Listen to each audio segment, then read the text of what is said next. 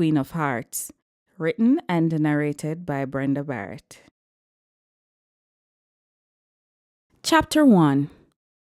Many of the stories you hear about the family are made up and far from reality, Victoria said, then coughed. The hacking echoed around the room. I'm entrusting you with the truth. Do what you want with it. Fictionalize it if you like. But today feels like the right day to get everything off my chest.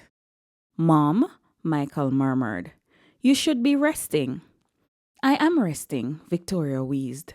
What else is there for me to do but lie in this bed and stare at the ceiling while my life flashes before my eyes? I didn't call you here to fuss over me, Michael. I called you here to tell you a story, my story. You make it sound like you're dying, Michael snorted. You just have a touch of pneumonia. Where's Dad? I'm surprised he's not in here holding your hand and making a big deal over your coughing. He had a meeting with the lawyers. Since your grandfather died, he's always in meetings. Victoria blinked back tears. I'll miss Jude. He was both a sinner and a saint, gentle and harsh, cruel and kind.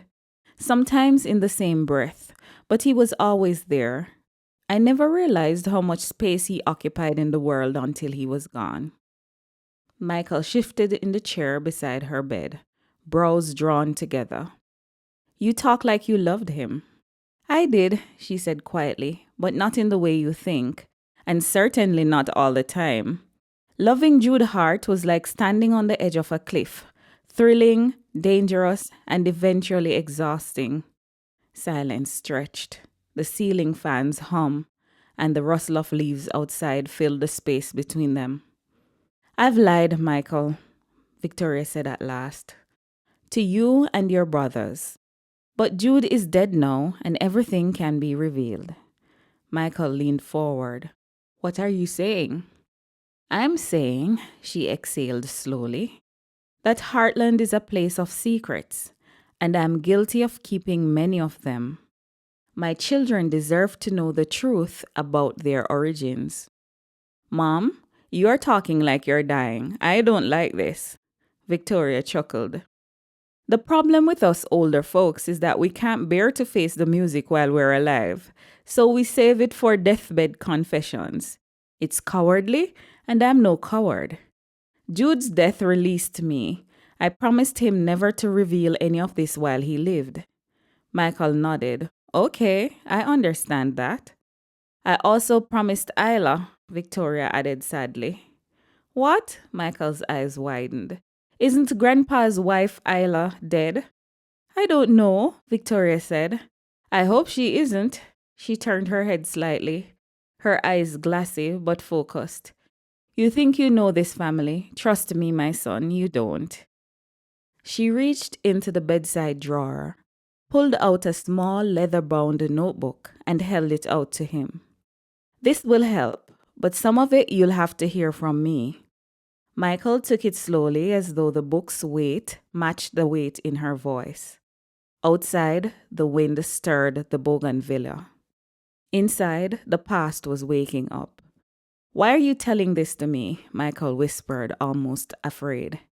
Because you're the writer in the family, Victoria replied. My sensitive boy, the one most likely to understand and not judge. Michael sighed. Your secret keeper. My secret keeper, Victoria echoed weakly. It was selfish to burden you with the first secret when you were younger, but there's a lot more where that came from. Where do I begin? He reclined in his chair. If I'd known this would be a storytelling session, I would have brought my tape recorder. Second drawer of the dresser to the left, she said, her voice gravelly. I used to leave instructions for Rosa on it every day. Okay then, Michael chuckled. Get it before I change my mind, Victoria warned. You have no idea how disruptive some of what I'm about to say will be. Michael stretched across to the dresser. He'd been anticipating this moment since he was 10, when his mother told him the secret that still astonished him, even at 27 years old. He opened the second drawer. There it was, her old handheld recorder. the one through which she used to bark orders at the housekeeper and record grocery lists for his father. He lifted it gently as though it might burn him.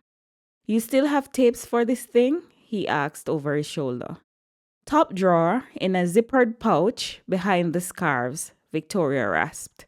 "I kept everything. Every memory, every betrayal." He found the pouch. The many cassettes were neatly labeled in her elegant cursive. Pear Tree, Clarendon, 1983. Isla, the company. One bore only a red X. He inhaled, then slid that last tape into the recorder and set it on the bedside table. "You've been preparing for this," he said quietly. Victoria closed her eyes. Any woman who lives with powerful men learns to prepare, just in case she has to defend her story later. Michael sat down again, the recorder between them like a third presence. "Tell me your story, Victoria, the Queen of Hearts." "Funny," his mother rasped, "and very accurate in a way." Chapter 2. Pear Tree, Clarendon, 1983. Victoria slowly leafed through a Right-On magazine with Rick James on the cover. She had gotten the October copy from Theresa, who had gotten it from Bridget, who had gotten it from someone else. It was supposed to be a brand new edition, but it was already looking quite worn. She had been forbidden from wasting the lamplight on reading it the night before, so now she was taking it in. "Ooh, look at Prince," she exclaimed, pulling out the 8-page center spread. "He's so cute." Anessa snorted. "I don't like how he dresses, too over the top." Victoria laughed. This was their quiet time in the mornings to have their mother-daughter chat before the other children woke up. It was a couple minutes before 6. Anessa was frying dumplings and cooking callaloo and eggs. The dumplings were a luxury. It meant they could afford flour this week. The other menu items like the eggs and the callaloo came from their fowl house and backyard garden. The tea was made from their cow's milk, sweetened with sugarcane juice. Darnell had already milked the cow. He did that every morning before he left for work at the sugarcane farm nearby, where he was a cane loader. He walked into the 3-room board house with a long bunch of bananas, some of them already ripe. "Morning, Vicky," he said. "Morning, Darnell," Victoria replied easily. She liked Darnell. He was the best boyfriend her mother had ever had. Better than her own father, who was serving time in prison for murder. Darnell had stuck around the longest of all her mother's relationships, and he seemed determined to help with the finances. Not just for the child he and Anessa had together, but for all 4 children. It was about time one of the fathers stuck around to do right by the children. Anessa did not have luck with men. She was a beautiful woman, an exotic mix of Chinese, Indian, and black, and men were always tripping over themselves to be with her, but she had no discernment whatsoever when it came to them. She was usually left behind after she gave them a baby. Victoria hoped Anessa did not plan to have more children. Not that it would affect Victoria much if she did. She would be out of the house and working as soon as she graduated high school. Just a couple more months to go. She couldn't wait. She slept in a 10-by-10 room on a sponge on the floor with her brothers and sister. She shared a cramped little closet with all of them and had only one drawer in the chest of drawers to store her things. Her overflow went into a plastic hamper. She looked around the cramped kitchen living room area. It had a few old pieces of furniture that looked as if they had seen better days. It was Anessa's house for the time being, left to her after her grandmother died. Most of the other family members had gone to other countries hoping to make a better life for themselves, or they had relocated to towns and cities where there were better opportunities. People only stuck around in Pear Tree, Clarendon if they couldn't help it. Victoria sighed. Unless you were working on the sugarcane farm or doing your own farming, there was really nothing much to do in Pear Tree District. Their nearest township was Lioneltown, where her high school was also located. It was 40 minutes away by foot, 10 minutes if you could catch one of the two buses that passed on the main road, which would almost certainly be full on market days. I heard that the farm changed owners, Darnell said, biting into a banana. The new owner is Jude Hart. Victoria looked up from her magazine. Hart? Yep, Darnell nodded. Eric's father's name is Jude Hart. Interesting, Victoria closed her magazine. I wonder if Eric knows. He should. Darnell frowned. It's his father. But they're not close, Victoria said. He's only seen him a handful of times since he was born, and Jude Hart only acknowledged him as his son after his mother threatened to make it known. I told her to do that, Anissa grunted. What's the point of having a child for a rich man if you're living below the poverty line around here? What was that story again? Darnell asked. Well, Constance Parkins was a nurse for Jude Hart's son Joshua since he was a toddler. He was born with a hole in his heart and had a million other issues. They had to have a living nurse for him. Constance and Jude had an affair, and then she got pregnant. She left their employ to have the baby back here in Pear Tree. By the time Eric was born, the son with the hole in his heart had died, so she didn't have a job to go back to, and Jude Hart seemed to have forgotten about her. Crazy, Darnell murmured. I'd say, Anissa snorted. She wrote him letters every single week for a few years, but he didn't respond. So one day when Eric was about 4, I remember it distinctly because Vicky was turning 3. They have the same birthday, just a year apart. Constance took Eric to Hartland. That's where Jude Hart lives. The way Constance describes it, it's a huge place in St. James. They call the entire place Hartland. They have a hotel and golf course on one side and the residences on the other. She had to go through security to enter the residences. They only let her through because she used to work there, and one of the guards at the gate recognized her. She said, luckily, when she got out of the vehicle with Eric, Jude was just arriving at the main house. He took one look at Eric, who is a dead ringer for the dead son, Joshua, and started sobbing. Constance said he didn't want his wife to see Eric, because not only would it create problems, but she would probably think her dead son had come back to her.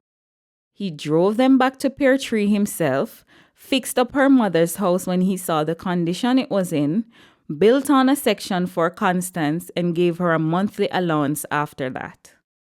He visited once a year, even when Constance migrated and left Eric with her mother. It wouldn't surprise me if he bought that sugarcane farm with Eric in mind. That would be tragic, Victoria piped in, because Eric doesn't plan to stay in Pear Tree. We have plans to hightail it out of here after school. We'll go to college and then find a high-paying job, and then who knows? Anissa smiled. Those are lovely dreams, my dear girl. I was also a dreamer at 16. They don't have to be dreams, Victoria scoffed. I can go to college. You can, Anissa nodded. But with what money? Between me and Darnell, we can barely afford to feed the family. If Mrs. McRae wasn't helping you out, you couldn't go to school regularly. Think smaller, my girl. You'll be happier that way. Victoria winced. It sounded like negative advice, but her mother was right. Mrs. McRae, her mother's employer, was the only reason she could go to school with confidence every day. Her mother worked as a housekeeper for the McRaes, cleaning their house, doing the ironing and washing 3 days a week. The McRaes owned a supermarket in Lioneltown. Mrs. McRae was also an avid gardener who had taken a liking to Victoria because when she was a little girl, her mother had to take her to work one day, and she had struck up a conversation with the older woman about her flowers. The conversation must have impressed Mrs. McRae, as she had taken care of Victoria's school uniform and supplies every new school year like clockwork. She had become her godmother of sorts. More than likely, Victoria would work for the McRaes at their supermarket when she graduated from high school. Or that was her mother's fondest wish. But Victoria had other plans. She wanted to go as far away from Pear Tree as life would allow. She would take her chances in Kingston. "You are going to be late for school," Anessa said, glancing at the clock on top of the bookcase. "Come and eat." Chapter 3. 1983 in Pear Tree, Clarendon ended with a bang. Jude Hart had renovated the estate house and was throwing an end-of-year party, inviting all the workers and their families to attend. It was their chance to dress up, eat sumptuous food, and mingle with the boss and the managers. That was all Darnell talked about after getting the invitation. He warned them daily to be on their best behavior, until he sounded like a broken record. Anessa spent the weeks leading up to the event fretting over how to dress the whole family. One of her aunts, who lived in the US, had sent a barrel containing fabric, and Anessa pulled out her grandmother's old foot pedal sewing machine and set to work. She made dresses for herself, Victoria, and Regina, Victoria's younger sister, using one of the style books her aunt had sent. They spent days looking over the designs. The week before Christmas was full of excitement for Victoria, both at home and school. She had a lead role in the annual Christmas concert, and Eric had taken her out for a joyride in one of the estate cars. His father's estate manager, Monty, had been tasked with teaching him to drive. Victoria had even visited the renovated house with Eric one evening after school. His father wasn't there, but the helper was. She gave them a tour. The helper had smiled politely, but said very little. Her hands dusted with flour from the Christmas cake she was preparing in the large kitchen that still smelled of wood polish and old cedar. The house itself looked like something out of a storybook. Polished floors, a sweeping staircase, and crystal light fixtures that threw tiny rainbows on the walls. Victoria trailed her fingers along the carved banister as they climbed to the second floor. She paused by a set of French doors that opened onto a wide balcony overlooking the cane fields and beyond that, the hazy outline of the hills. "It's beautiful," she whispered. Eric stood beside her, hands in his pockets, leaning slightly over the railing. "Yeah," she glanced at him. "Is he planning to live here?" Eric shrugged, then shook his head slowly. "I don't know." She studied him for a moment, noting how his face tightened a little at the edges. "You don't talk about your dad much." "There's not much to talk about," he said, eyes fixed on the horizon. "It's only recently that we've been talking more often. I get the feeling he wants to be closer now that I'm on the verge of leaving Jamaica. He offered to pay my way through college in the US. The breeze lifted the hem of her skirt, the scent of baking mingling with the faint sharpness of dew. She watched him for a beat longer, then looked out across the land, gold-touched and sprawling. "That's good. He's trying," she said. Eric gave a dry laugh. "I'm not buying it. He's paying attention now because he thinks he doesn't have anyone else. His precious eldest son is dead, and Nigel has issues. It's just me, the bastard son from his affair, that he has left." "What issues does Nigel have?" Victoria asked curiously. Eric glanced back toward the kitchen to check for the helper, but she was gone. "Apparently, he's effeminate," Eric whispered. "My dad says he acts more like a girl than a boy." Victoria frowned. "What does that mean?" "He wears dresses when no one's looking and gets into his mother's makeup. He's 22 now and has never had a girlfriend. It's distressing to Jude." Victoria gasped. "Are you serious? He's gay?" "I have no clue," Eric shrugged. "But if he is, the Hart family is not the place to be. He's the heir. He's supposed to marry, have kids, and pass on the legacy. If he doesn't conform, it's going to be rough." "He's 22, Victoria said, raising an eyebrow. "There's nothing wrong with not having had a girlfriend yet." Apparently, Jude thinks otherwise. He even has Nigel followed. He doesn't want him catching the gay disease. He's scared of losing another son. Oh boy, Victoria sighed. Eric smiled faintly. You see why I'm not exactly thrilled about this father-son bonding? Jude's just hedging his bets. I guess he thinks he has me. Victoria didn't answer. She felt a pang of sympathy for Nigel. He was probably feeling trapped. Imagine having your father watch you 24 hours a day. It sounded like a prison. Maybe her life in Pear Tree wasn't so bad after all. At least here she had freedom. Are you looking forward to the Christmas party? Eric asked, changing the subject. Yep, Victoria nodded. My mother sewed me a really pretty dress. It looks like something Diana Ross would wear. A halter neck, a cinched waist, and a flowy skirt that twirls when I spin. It's made from a deep green fabric with little flecks of gold. I feel like a princess in it. Eric grinned. Then you'll be the belle of the ball. She laughed. Hardly. I'm just amazed at how well my mother can sew. What are you wearing? New clothes, Eric grinned.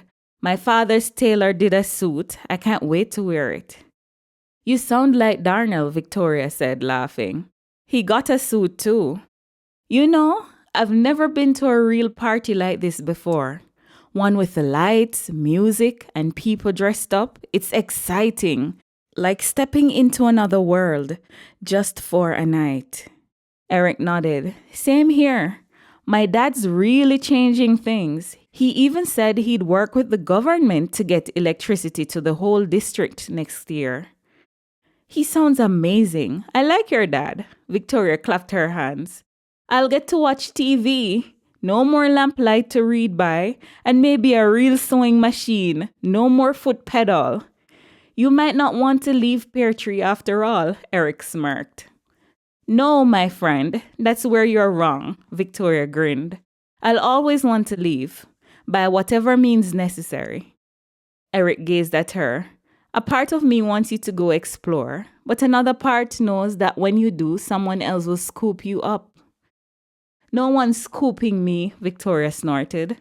Come here. Eric pulled her in front of a floor-to-ceiling mirror. What do you see? Me? Victoria giggled. My part isn't straight. You're beautiful, Eric said reverently. Your skin's the color of roasted cashew. Your nose is neat and upturned.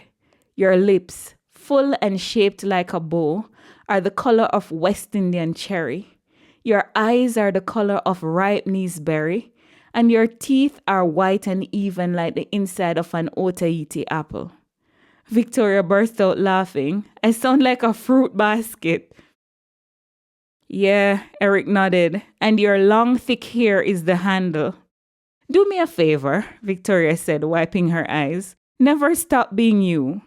Eric grinned. Once you do the same, you're beautiful inside and out. You're smart, kind, funny, and brave. You don't just dream, you plan. You make people feel seen. You're going places, Vicky. I know it. Victoria looked from herself to him. Her heart swelled, too full for words. You're sweet, she whispered. I'm serious, he said. I think about you all the time. I know we're young, maybe it's silly, but something tells me we'll matter to each other in the future. A quiet moment passed between them. Then the helper called from downstairs, saying they needed to leave if they wanted to get home before nightfall. Come on, Eric said, reaching for her hand. Let's get you home before your mom thinks I kidnapped you. They passed the kitchen. The housekeeper's radio was playing Ronnie Millsap's Any Day Now. The soulful chords drifted into the hallway. Any day now, I will hear you say, goodbye, my love. Victoria slowed, letting the music settle over her. It was one of her mother's favorites, but hearing it now, with Eric's hand in hers, it felt heavier. You okay? He asked. She nodded. It's just that song. I know, he sighed. It hits differently at this stage in our lives. Yup, Victoria nodded. You'll meet someone new, and blue shadows will fall over town for me. Eric frowned. And here I thought this was about you. You'll be out in the world, meeting new people, falling in love without me. Are you forgetting who's leaving who? Victoria asked. You're going to the States. Any day now, you won't be around. True, Eric sighed. It's probably for the best that we decided not to get too serious, huh? True, Victoria echoed. So true. They stepped outside.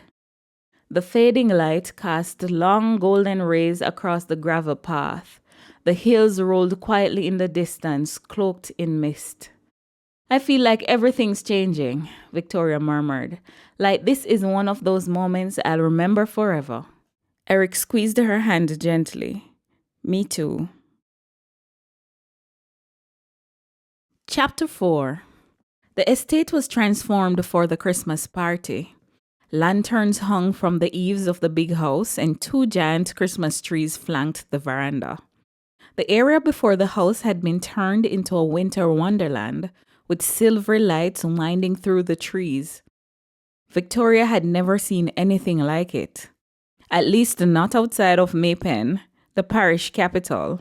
Not even Lioneltown had such an impressive display. Rows of tables were set out under the almond trees, dressed in white linen and decorated with many Christmas trees. Her mother, Darnell, and her brothers and sister were just as wide-eyed in amazement as she was. She could understand the children's wonder, but the way the adults gawked made them all look like country bumpkins at their first big event. Still, Jude Hart had unknowingly done something incredible for them, and for most of the families invited. He had created an experience they would never forget. A hostess greeted them at the entrance to the venue. Welcome, can I have your names, please? Darnell gave their names, and they were waved through after she checked her notepad. Victoria didn't recognize the woman, nor did she recognize any of the waiters dressed in black and white who were roaming around with trays of drinks. Jude Hart had clearly brought in help from elsewhere so his staff could enjoy the evening. It was an incredibly generous gesture. Victoria blinked back the tears in her eyes and looked at Anessa, who was equally speechless. Her mother looked almost unrecognizable with her long wavy hair styled in an elegant topknot and a deep burgundy dress that flattered her curves, giving her the illusion of an hourglass figure. Even Darnell looked sharp, freshly trimmed in a dark blue suit that fit him perfectly. They were stopped several times and offered refreshments. The harder drinks are at the bar, one of the waiters told Darnell. Darnell nodded. Don't you dare drink anything alcoholic, Anessa whispered. You can't hold your liquor. Tonight we are civilized and elegant. Darnell laughed. Okay, ma'am. No alcohol for me. Victoria spotted Eric standing on the veranda, talking to a man who looked like an older white version of him. Good grief, she whispered. Eric looks just like his father. I didn't know Jude Hart was white. Not white, Anessa murmured. Mixed race, black mother, white father. Like Bob Marley? Darnell nodded. Victoria chuckled. They had recently discovered that Bob Marley was biracial. Darnell hadn't gotten over the shock. Jude Hart's genes are strong, though, Anessa said. Eric has his whole face. I hear the other sons look just like him, too. They're headed this way, Victoria said faintly. Anessa swallowed visibly. Darnell stiffened. Oh, wow, Eric said as they approached. You look amazing, Vicky, like a movie star. I've never seen you with your hair down before. Because it wasn't worth the hassle, Victoria thought. She would relax it the minute she could afford the upkeep. She smiled anyway, cheeks warming under the soft glow of the lanterns. Thank you. You clean up pretty well yourself. Eric grinned, then turned slightly toward the man beside him. Dad, this is Victoria Stewart and her family. Her mom, Miss Anessa, her stepfather, Darnell, and her siblings. Everyone, this is my father, Jude Hart. Jude's eyes were already on Victoria. His expression, composed and cordial a moment ago, softened. For a second, something flickered there, curiosity, admiration, interest, before he mastered it and extended his hand to Darnell. Darnell Johnson, is it? I hear good things about you. Monty's impressed with your work ethic. Darnell preened. Thank you, sir. He pumped Jude's hand nervously. And it's a pleasure to meet you, Anessa, Jude said smoothly. I'm glad you could make it tonight. Anessa, visibly awestruck, managed a polite smile and shook his hand. It's our pleasure, Mr. Hart. It's beautiful. He nodded. It's all Monty's vision. He has always wanted to host an annual Christmas party for the workers. The previous owners weren't receptive, but I am. After working all year, families deserve something to look forward to. I was happy to make it happen. His gaze returned to Victoria. She realized dazedly that his eyes were blue, or green, maybe blue-green. They were striking against his tanned skin. And you must be Victoria, he said, saying her name like he was savoring it. Eric's mentioned you. Victoria's breath caught. Has he? She asked, voice just above a whisper. He has, Eric confirmed, looking both proud and sheepish. Jude smiled. He was right. You're quite a lovely young woman. Thank you. Victoria held his gaze a moment too long. What was going on? Was he attracted to her? I understand you're focusing on business subjects and that you graduate next year, he asked. Yes, sir, Victoria said, nodding. If your grades are any good, come see me, Jude said. Then he turned to Anessa. If there's anything you or your family need tonight, anything at all, please don't hesitate to ask. He nodded at them all and said to Eric, I'll leave you to enjoy the evening, before strolling into the crowd, stopping to greet others along the way. Victoria tried to keep her expression neutral, but her pulse was racing. The way Jude Hart had looked at her, it wasn't just polite interest. It was something else, something unsettling. Anessa had felt it too. She looked at Victoria with concern, then tucked her hand into Darnell's. Come on, family, she said brightly. Let's go mingle. I want to enjoy every bit of this party. As they walked off, she added under her breath, Let's leave these handsome young people alone. Eric moved closer to Victoria. I hope you don't mind that I told my dad about you wanting to leave Pear Tree. No, Victoria said, trying to shake off the feeling she'd had around Jude Hart. It's fine. He suggested he might help, Eric said. He could be your ticket out of here. Victoria nodded, a shiver of unease creeping up her spine. Come on, Eric smiled. Let's go enjoy ourselves. This might be our last Christmas together for a while. She didn't see Jude Hart again until graduation. She had heard about him, though. He became the topic of several conversations in their household. He was revamping the cane farm. He wouldn't need cane loaders anymore, since he was bringing in tractors. He was also modernizing other aspects of the farm to increase its efficiency. Darnell had been worried about his position, but those fears were laid to rest when Monty told him that Mr. Hart had personally requested Darnell be trained to drive one of the tractors. It was a significant pay increase. Darnell was beside himself with gratitude. And Pear Tree? It got the promised electricity. Suddenly, their once sleepy district was lit up with noise and light. Street lamps lined the roads, and most houses were wired. The race was on to see who would get a television first. Of course, Eric got one before they did. But Victoria didn't have time to be envious. A week later, Darnell brought home a spanking new TV courtesy of Mr. Hart. He just gave it to you like that? Anessa asked in awe. Oh yes, Darnell said, rubbing his hands together. Monty said he gave them to specific families. We were on the list. Oh, Anessa replied, glancing at Victoria as she said it. Victoria looked away. Her mother was suspicious of Jude Hart's interest in them. She believed it had everything to do with Victoria. The man had been clearly attracted to her at the Christmas party. The question was, why wasn't she repulsed by it? Was something wrong with her? She would be 18 in a few months. Jude Hart was 45, a good-looking 45, but still 45, married, and Eric's father. She felt both disgusted and intrigued by the idea of him being attracted to her. Of course, she didn't say any of this to Eric. He was immersed in exam prep, studying for both the SATs and the local exams. The last thing she wanted to bring up was his father's potential interest in her. Besides, sometimes she wondered if she was imagining things. On graduation day, though, she knew she wasn't. They had their first one-on-one conversation at the graduation party Jude hosted for Eric and 5 children of his workers who had finished high school. It seemed like Jude had individual conversations with each one, asking about their grades and future plans. So why did hers feel so different? "What do you want to do after this?" Jude asked, taking a sip from his drink. He had removed his jacket, loosened his tie, and rolled up his sleeves. "I was thinking college," Victoria said hoarsely, "but I know that might not be possible because of finances.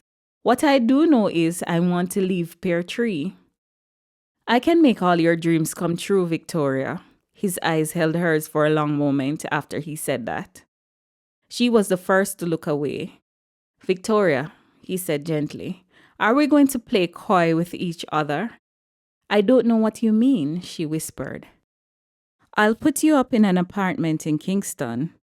I'll pay for college, give you an allowance, buy you a vehicle so you can come and go as you please. In exchange, you must be available to me whenever I want." He said it simply, like a business offer. "That'll mostly be weekends and some holidays," he added. Victoria swallowed.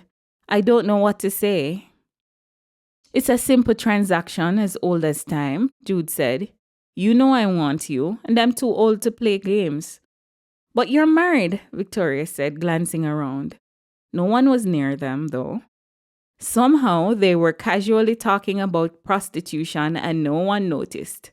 Because that's what it would amount to. She would use her body in exchange for college, an escape, a better life. Eric would hate her, but Eric wouldn't be around. He had the privilege of going abroad and living his life freely. He'd have opportunities to spread his wings. If she didn't seize Jude's offer, she might be left behind. "My marriage is over," Jude said, interrupting her thoughts. "Isla and I are only together because we have to be. The Hart heir cannot divorce without losing everything." He leaned forward. "Look at me, Victoria." She looked, holding his blue-green gaze. He smiled faintly. "You're young, smart, beautiful, and stuck. I'm offering you a way out." She held his gaze longer than she intended. Her skin felt hot, her fingers cold, her throat dry. "And what happens when you get tired of me?" she asked finally, barely above a whisper. "When I'm not new anymore?" Jude tilted his head. "All arrangements come to an end.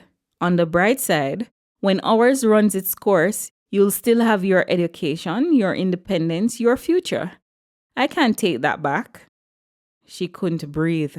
The world was tipping. She thought of her mother, how she had sacrificed everything and still barely scraped by. She thought of Eric, his laugh, his dreams, his simple, sweet affection, the man she loved. But this wasn't about love. She didn't even realize she'd said it aloud until Jude responded. "No," he agreed. "It's not. It's basic demand and supply. We both have something the other wants. Now, some people might want to sugarcoat this and call it romantic, but I'm a realist, not a romantic. If it's romance you want, you won't find it with me." She stood up suddenly. She needed air, distance. She didn't need to be inhaling his cologne. He didn't stop her, just watched her with a calm expression that made her chest ache with confusion. "I need to think," she said. "Of course," he replied. "Just don't take too long. I know someone at the university in Kingston who can fast-track your application, even though the deadline has passed. Opportunities like this don't sit around forever." She walked away on trembling legs, heart pounding. All around her, the party went on. Music, laughter, movement, but inside her, everything had gone still. She found herself standing at the edge of the cane fields, the same ones that had felt like a cage her whole life. Was this her key? Or just another kind of prison? And if it was, would it really be so wrong to choose it? She didn't know, but she knew one thing: nothing would ever be simple again. Chapter 5. Victoria Stewart officially became Jude Hart's mistress that summer. She had driven with him to Kingston to see Eric off to his new life. On the way back, after a long crying jag that left her face swollen and her heart aching, she stared miserably out the car window. It was her first time in Kingston, and yet it was shrouded in sorrow. She barely registered the tall buildings, the streams of traffic, and the noise of the city swallowing the horizon. This should have been exciting, her first time in the capital, a symbol of everything she dreamed of. But it felt like the city was too bright, too fast, too indifferent to her heartbreak. Jude didn't speak. He kept one hand on the wheel, the other resting lightly on the gear shift. He glanced at her occasionally, but gave her space. She was grateful. She didn't want him to touch her, not yet, maybe not ever. By the time they pulled into the gated apartment complex, dusk had settled over the city. The place was beautiful, quiet, a luxury building with palm trees swaying at the entrance, a security post, and a doorman who greeted Jude with too much familiarity. He handed her the keys before she stepped out. "You live here now," he said simply. "There's food in the fridge, furniture, clothes, everything you might need. School starts next month. We'll handle your registration this week." She nodded, numb. He reached out and gently tilted her chin, forcing her to meet his eyes. "I know you're hurting, but I meant what I said. You will have your future, even if I'm part of it in a way that's complicated." Complicated. That word felt too small to hold the heaviness between them. "I'll come by tomorrow," he added. "Rest. You've had a long day." She climbed the stairs slowly, clutching her bag like a shield. The apartment was stunning. White walls, polished floors, sweeping city views, too clean, too quiet, too impersonal. She sank onto the edge of the bed and stared out the wide glass doors that opened onto a small balcony. Kingston glittered below her like a jewel box. She had a soft bed, electricity, air conditioning, a future, but no freedom. Not really. She laid back, closed her eyes, and let the tears come again, hot, silent, and steady. She wept for what she gave up. For Eric, for her old life, for the girl she used to be, before this deal rewrote her fate. When she finally fell asleep, it was with the uneasy knowledge that she was no longer waiting for life to happen to her. She had made a choice, and now she would have to live with it. In the days that followed, she learned Jude Hart was a study in contradictions. He claimed he wasn't romantic, yet their first time was slow, thoughtful, even gentle. He didn't whisper sweet nothings or make lofty promises, but he was careful with her as if he understood that what she'd surrendered demanded something quieter in return. He didn't ask for affection, only presence. He left in the mornings before she woke, returned in the evenings with food or a book or something random he said made him think of her. A scarf, a plant, a set of pastel highlighters. He didn't hover, he didn't pry, but he watched her with an intensity that made her feel both seen and exposed. By the time school started, she had a routine. She got good grades, made a few close friends, but no one knew she was a kept woman. In Kingston, her story wasn't uncommon. It was just another way up the mountain, and she wasn't the only one climbing that way. She exchanged letters with Eric, carefully maintaining the fiction that his father was helping her out. No strings attached. She never mentioned her relationship with Jude, nor did she hint at the truth. She celebrated his small victories from a distance, Sometimes his letters made her cry, reminding her of the road not taken, the clean, sunlit path she'd once hoped to walk with him. She returned to Pear Tree for major events, Anessa and Darnell's wedding, the birth of their second child, a baby girl named Aura, and the groundbreaking for their new home. They had lost the old house when a tropical storm flooded the district. The decades-old wooden structure hadn't stood a chance. Jude came to their rescue, quietly, efficiently.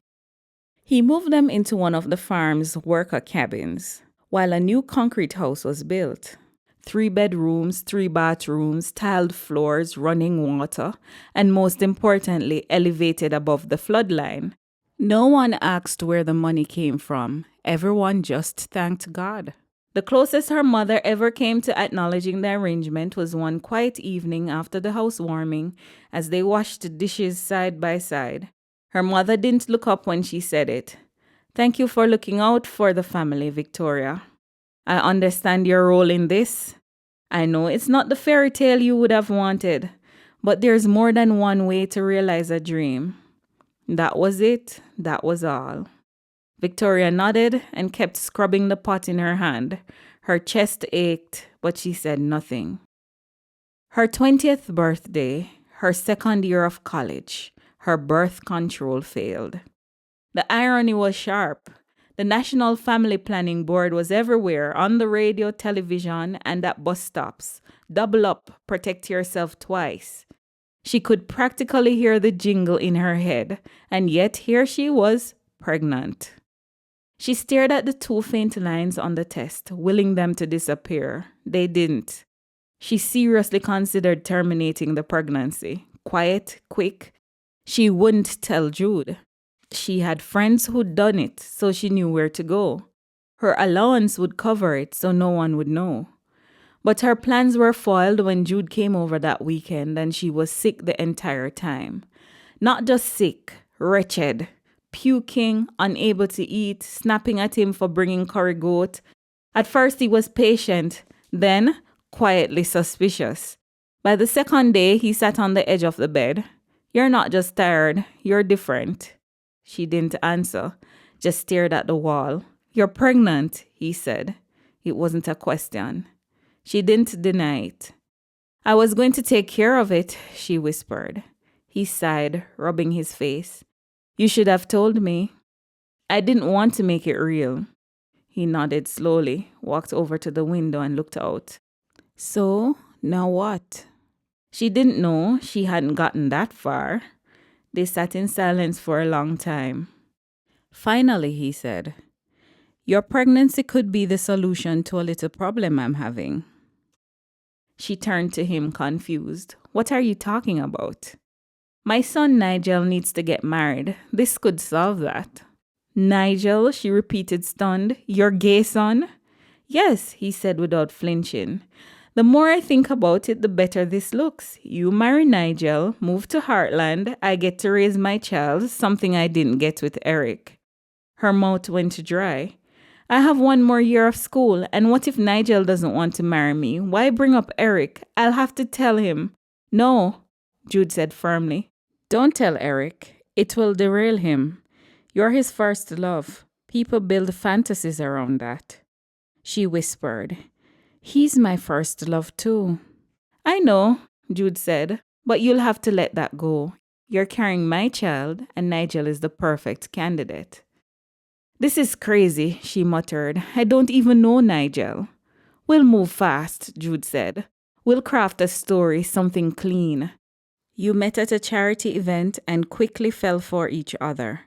People love whirlwind romances. You want me to fake a relationship, marry your son, and pretend this child is his? Yes. It keeps everything respectable. No scandal, Nigel gets cover, and you get support. Support? Victoria sneered. And a home, security. Your baby will have 2 parents, even if I'm only publicly known as the grandfather. She shot to her feet, pacing. "This is insane. I've thought it through. Nigel is discreet. He won't bother you, and I'll be close for the child, for you." "Then our relationship ends," she said. I'm not being your mistress while married to your son while living in the same space as your wife. Fair enough, Jude said. When you put it like that, it does sound tacky. A little, she muttered. What will your wife think when I show up? She'll be thrilled. She's always wanted Nigel to marry and give her a grandchild. Victoria felt sick. Maybe I shouldn't do this. Jude was quiet for a moment, then said softly, You always have a choice. I'm offering you one with support instead of struggle. She sat again, arms wrapped around her belly. The nausea was back, not from pregnancy but from pressure. I need to meet him, she said. Nigel. You will, Jude promised, tomorrow. And if I say no, we'll find another way, he said. I'll still be there for you and the baby. She looked away. The room felt too small, the air too thick. I don't want to be alone. Then let's try this, Jude said gently. Just try. Though every instinct told her to run, to scream, to undo everything that had brought her here, she nodded. Not because she believed in the plan, but because she didn't see a better one. Not yet. Chapter 6. Nigel was quite sanguine about the whole situation. He came to her apartment the next day, and they sat and stared at each other. Nigel was a beautiful man. He had inherited Jude's eyes, but with his honey gold complexion, they were even more striking. He was tall and lithe, with thick curly hair pulled into a ponytail that seemed longer than hers. He wore a loose linen shirt, jeans, and leather sandals. He carried himself with a quiet elegance, like someone used to being looked at but entirely uninterested in the attention. So, he said finally, folding one leg over the other and resting his elbow on the chair's arm. You're the girl my father's been hiding away. I didn't expect you to be so young. She didn't know how to respond, so she said nothing. He tilted his head. You look terrified. Don't be. I'm not here to make your life harder. Victoria folded her arms across her chest. You're okay with this? Of course not, but I understand it, and I've lived long enough under Jude Hart's thumb to know when resistance is pointless. He gave her a soft, wry smile. At least this time, I get to collaborate on the lie instead of just living inside it. We've had to lie about my sexual orientation for years. She blinked. I'm a painter, a starving artist. When my overlord says, do something or I'll disinherit you, I jump. Honestly, it's not the worst deal I've ever been offered. He paused, studying her. And you okay with pretending to be my wife? No, she admitted, but I'm more okay with it than I am with doing this alone. He nodded, as if that was the answer he expected. Then I guess we'll make a good team. Strictly business. You'll have your freedom, I'll have mine. We support each other, keep up appearances, and raise the baby in peace. Victoria exhaled slowly. You're very calm. I've had years of practice. If I move to Hartland, what am I getting myself into? She asked. And what about your mother? Jude says their marriage is over and they do what they want. I don't know about that, Nigel snorted. My mother can't do what she wants. What she wants is to leave Jude and run away with Uncle Alfred. But she can't do that, can she? She hasn't left Hartland in years. She's literally and figuratively trapped. Alfred is Jude's brother? Victoria asked. Yes, Nigel nodded. The younger, cooler brother. But he's also married with 2 girls and his wife has mental health issues. He can't just leave her. You asked about Hartland. It's a hotbed of intrigue. That's what you get when families are forced to live in close proximity. Tied together by a will written by a lonely megalomaniac who delights in torturing his family even from the grave. Victoria leaned forward. Explain. Nigel gave a humorless laugh and leaned back, draping one arm across the chair like he was settling in for a story he'd told too many times. It started with my great-grandfather, Abraham Hart. He was a sugar baron in the late 1800s, made an obscene fortune, bought land all over Jamaica and Florida, and consolidated it into one massive estate, Hartland. By the 1930s, he'd built the compound, a mansion, a hotel, a golf course, one of the largest in the Caribbean, villas for his family, and even a chapel. Everything self-contained, a kingdom. He paused. It's a paradise if you believe the brochures. But Abraham wasn't interested in paradise. He was obsessed with legacy. His wife divorced him, ran off with her boyfriend, and took the two youngest children. Scared that his eldest two would follow, he put some draconian rules in place. Victoria raised a brow. Like what? Every direct heir had to live at Hartland. They had to be married by 25. Divorce? Not allowed. If one spouse leaves, they both lose their claim to the Hartland fortune. Victoria stared at him. That's insane. It gets crazier, Nigel said. Indirect heirs, cousins, and such have their own set of rules. To get their annual disbursements or property dividends, they must live at Hartland. If they marry, they receive a lump sum, but if they divorce, they have to pay that lump sum back. Talk about being tied to a place, Victoria murmured. You can always leave if you have the balls to do it. Nigel shrugged. Strike out on your own. Now this makes sense, she murmured.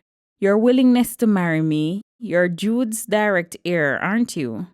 I am, Nigel sighed, and in 3 months I'll be 25, and your child will be my direct heir. He looked at her steadily. So you see, this isn't just about my father being controlling or me playing along. It's about survival. If I don't marry and anchor myself to Hartland before my birthday, I lose everything. Not just the inheritance, my studio, my stipend, my place in the world I've always known. I'd have to walk away from it all with nothing but a few paintings and my pride. Victoria swallowed. But how is that even legal? He gave a bitter smile. Oh, it's legal. Ironclad. Every generation tries to fight it and fails. Abraham Hart hired the best British lawyers of his time. The will's been amended slightly over the years, mainly to close any loopholes. There's a whole law firm on retainer just to enforce it. She leaned back, mind spinning. So your parents, they're only still married because of the will?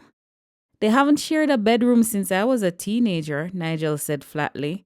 They despise each other, but divorce? That would trigger forfeiture. They'd both lose everything. Hartland's not just a home, Victoria. It's a golden cage. The walls look like marble and the floors are lined with cash, but the doors are locked. Victoria let out a long breath, her hand instinctively moving to her belly. And now I'm part of this. Yes and no, Nigel said gently. You don't have to do this, but if you do, we'll both be trapped. You'll become my spouse, and by extension, part of the Hart estate. You'll have money and safety. The baby will have a future most people only dream of, but it's a bargain. You give up your freedom, at least on paper. You can't live without consequences, neither can I. It seems so final, Victoria said. Are you sure you're okay with this? Quite sure, Nigel nodded. I'm a closeted gay man living in 20th century Jamaica. It's not like I can just live openly and hope for the best. His voice was calm, but there was an edge of steel. This arrangement gives me cover, a kind of armor. It's not ideal, but it's something. And if I have to choose between a life I can shape within Hartland's walls or no life at all, I'll take the walls. Victoria studied him, trying to read the truth in his eyes. But it's not just a cover, it's a lifetime. Nigel's mouth twisted in a wry smile. It's a performance, one I've been rehearsing since I was 15. Do you think I haven't played husband before, smiled at parties, danced with debutantes who were just thrilled to be on my arm? He rolled his eyes. This isn't new to me. What's new is doing it with someone who knows the truth from the start. That's a relief, actually. Victoria shook her head slowly. And the baby? You'd really be okay raising a child that isn't yours. He looked at her and his voice softened. I was raised by two people who barely tolerated each other. I know what it means to grow up in a house full of secrets and silence. I wouldn't do that to your child. If we're doing this, I'll be there, present, loving even. I am this child's brother after all. Chapter 7. Victoria's first trip to the Hartland Estate was for a dinner at the mansion with Isla. She's so excited about you, she's fit to burst, Nigel said nervously. I must tell you, my mother lives in her own little world. She genuinely believes the whirlwind romance story I told her, and she thinks we have to marry in haste because you're pregnant. I hope your acting skills are decent. Victoria nodded. I've never entered a deception like this before. I'll see what I can do. Nigel sighed. My dad will be no help. He decided to go to the head office today. He's left us to do this alone. Good, Victoria said. I don't know if I could pretend not to know him today. I'm feeling a bit nervous. I might blurt out the truth. Nigel chuckled softly. Let's take a tour. It will help calm your nerves. They drove through the imposing entrance, the sign reading Hartland Hotel and Golf Course. At a fork in the road, a directory pointed the way to Morning Glory Spa, the Hart Hotel, Heart and Soul Restaurant, and the chapel. Nigel took the road to the chapel.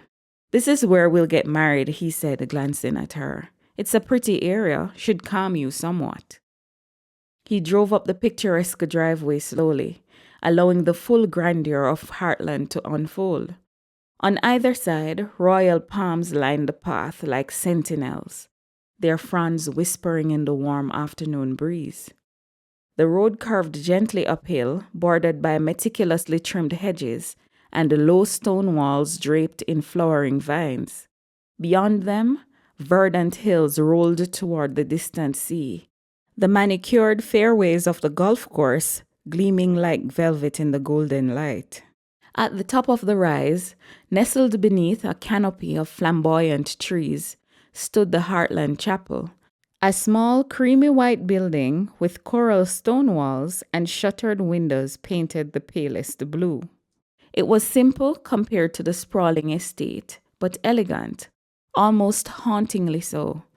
A stone path curved towards its arched doorway, flanked by garden beds overflowing with white lilies and soft pink hibiscus. Wind chimes tickled faintly in the distance. Nigel parked and got out first, circling around to open her door. It's beautiful, isn't it? He said quietly. My grandmother designed the gardens here herself. She used to say it's the most romantic spot on the estate. Victoria stepped out of the car. There was something dreamlike about it, as if the chapel had been plucked from a different century and hidden among the trees. She could almost imagine music playing, guests in linen suits and chiffon, petals drifting underfoot. But then she remembered why she was here and the illusion dimmed. It is nice, peaceful, she inhaled. He nodded. When we get married, it'll be a small affair because of the timing and to keep the shotgun rumors to a minimum. But honestly, I think I prefer the shotgun rumors to the Nigelist gay ones. Imagine the gossip. Victoria nodded. She walked into the church. It was surprisingly large inside, much bigger than she'd expected. She envisioned herself walking up the aisle, but at the end of it stood Eric. That fantasy had to die a slow death. Eric would never want her now. She had been his father's mistress, and soon she'd be his brother's wife. And she wouldn't be able to divorce Nigel. Divorcees lost everything. Nigel didn't want to lose everything. This was forever. She looked back at Nigel, lounging by the door. I'm dreading telling Eric about this. He'll be mad. Eric? Nigel raised an eyebrow. You mean my illegitimate brother? Yes, Victoria sighed. We keep in touch. We grew up together. We always assumed we'd be the ones getting married someday. You love him? I do, I think. I have strong feelings toward him. They haven't faded. Nigel nodded with understanding. I've loved like that too. The feeling will fade, trust me. Victoria smiled sadly. We shouldn't have to settle for feelings fading. I know, Nigel shrugged, but life is unpredictable. I have a Buddhist friend who believes we write our own life stories before we're born. I always scoffed at the idea. Why would I write my life as a gay man in Jamaica in a conservative traditional family? I must be a sucker for punishment. Or maybe you thought you could pull it off, Victoria chuckled. You can't be that bad off. Your parents know, right? And they're supportive. Nigel shook his head. No, Victoria. My father knows I'm gay and he tolerates it because I'm all he has. He's lone, legitimate heir. But my mother, she doesn't know and she doesn't want to know. So when we sit down to lunch, you'd better sell this fake relationship. The truth would break her. Victoria nodded. Okay, now I see. You sound more nervous than me. The Hartland residences were in a different part of the estate. Victoria counted 14 sprawling mansions as they made their way to the main house at the top of the hill. Who lives in all these? She asked. Family. 1 or 2 are empty, Nigel said. My father's brother Alfred lives over there with his wife and 2 girls, he pointed. My cousins Val and Harrison live next door to him. Across the fairway, that's my Aunt Dahlia's place. She spends most of her time in London. That sleek modern one with the infinity pool, that's my cousin Felix's. He's trying to get into politics, so he calls it the West Wing. Victoria's eyes widened as they climbed higher. The homes weren't just mansions, they were architectural statements. No 2 were alike, but all shared a quiet opulence. There were carefully planned tropical gardens, private pools, stone driveways, dramatic verandas. It was like a luxury magazine spread. This feels like that documentary I watched about the royal family's residences, she murmured. Where will we live? At the main house for now, Nigel said. It's divided into different suites.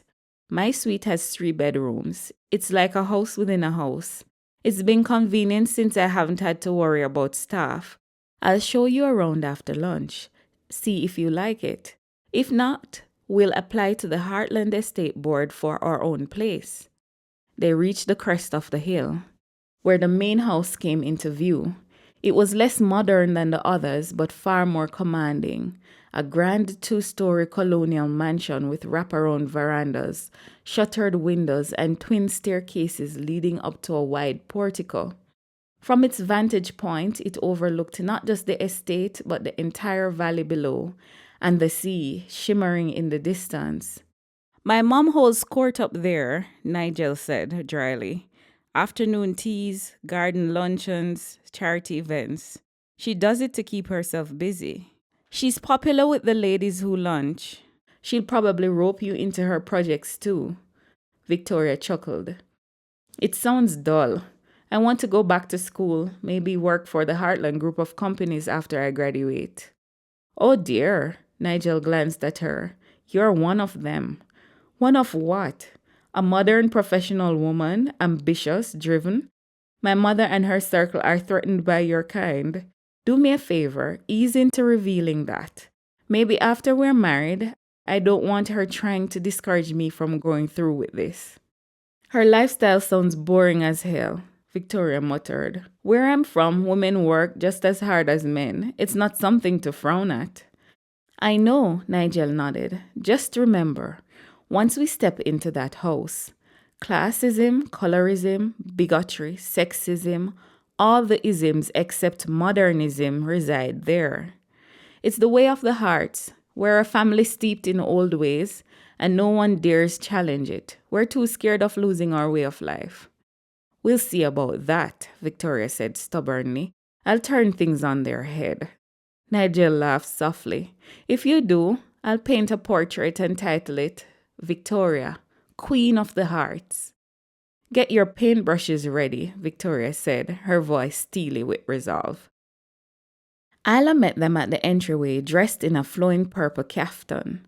She looked like an older Vanessa Williams, elegant, striking, with flawless honey gold skin, and the light green eyes that seemed to glow beneath the shade of the portico. Her hair was styled in loose curls, streaked with silver, that only enhanced her regal appearance. She wore a long string of pearls and matching earrings, and her lilac nails were perfectly manicured. Darling! Isla swept toward Nigel, arms open. She kissed both his cheeks, then turned to Victoria with a dazzling smile that didn't quite reach her eyes. And you must be the lovely Victoria. Isla extended her hand, cool, soft, as if she were greeting a visiting diplomat. I've not heard about you, but that can be easily rectified. I must say you are even more beautiful than Nigel described. Thank you, Mrs. Hart, Victoria said politely, trying to match her poise. Oh, please, call me Isla, she said with a practiced wave of her hand. We're going to be family after all.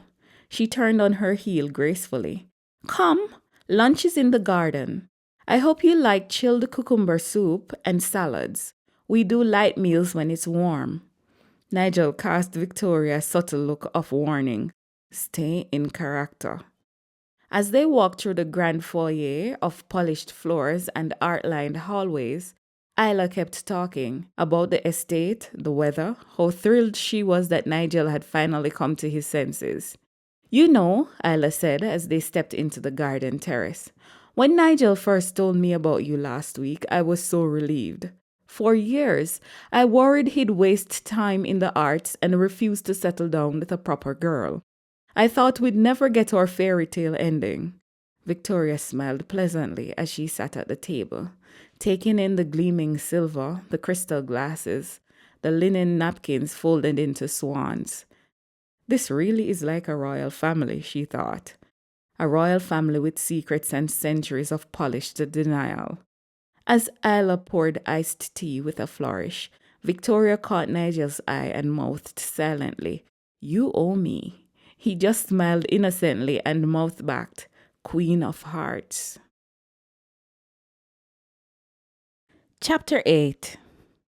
She had been a coward about telling Eric about her impending marriage. Her mother had no such qualms. Anessa had written to Eric's mother during one of their regular correspondences, and the news had swiftly found its way to Eric. The letter arrived on the eve of Victoria's wedding to Nigel, just as her family came to stay at the estate. Eric was livid. She could feel it in every line. Victoria was staying in a suite at the opposite end of the house. Her mother, who hadn't tired of standing on the balcony and exclaiming over the view, was sitting outside humming to herself. Her siblings and Darnell were off being entertained by Nigel. He had likely taken them on a tour. Victoria reread the letter. Dear Victoria, I don't understand. Why the rush to marry Nigel? You have a year of university left. You have your whole future ahead of you. Why did I have to hear from my mother that you're getting married? To my gay brother? What on earth is going on? Has he suddenly stopped being gay? I don't know what hurts more, the speed of it all, or that you didn't think I deserved to hear it from you. I thought we were friends. This feels like it came out of left field. I'm confused, maybe a little angry. I wanted to be the person you married someday. I now have to reassess my hopes and dreams. When I get over my anger, I'll be happy for you, but that time isn't now. I grudgingly wish you all the best. I hope your life is full of the kind of love and purpose you deserve, even if it's not with me. Eric. Victoria folded the letter, slid it back into the envelope, and stared at her mother, still humming, still serene, as if she hadn't just lobbed a bomb into her daughter's world. She stepped outside. Mummy, she said, voice low but tight. Why would you tell Eric's mother about the wedding before I even got the chance? Her mother glanced at her over the rim of her glass, then calmly set it down. Because it was a decent thing to do, and I knew she'd tell Eric.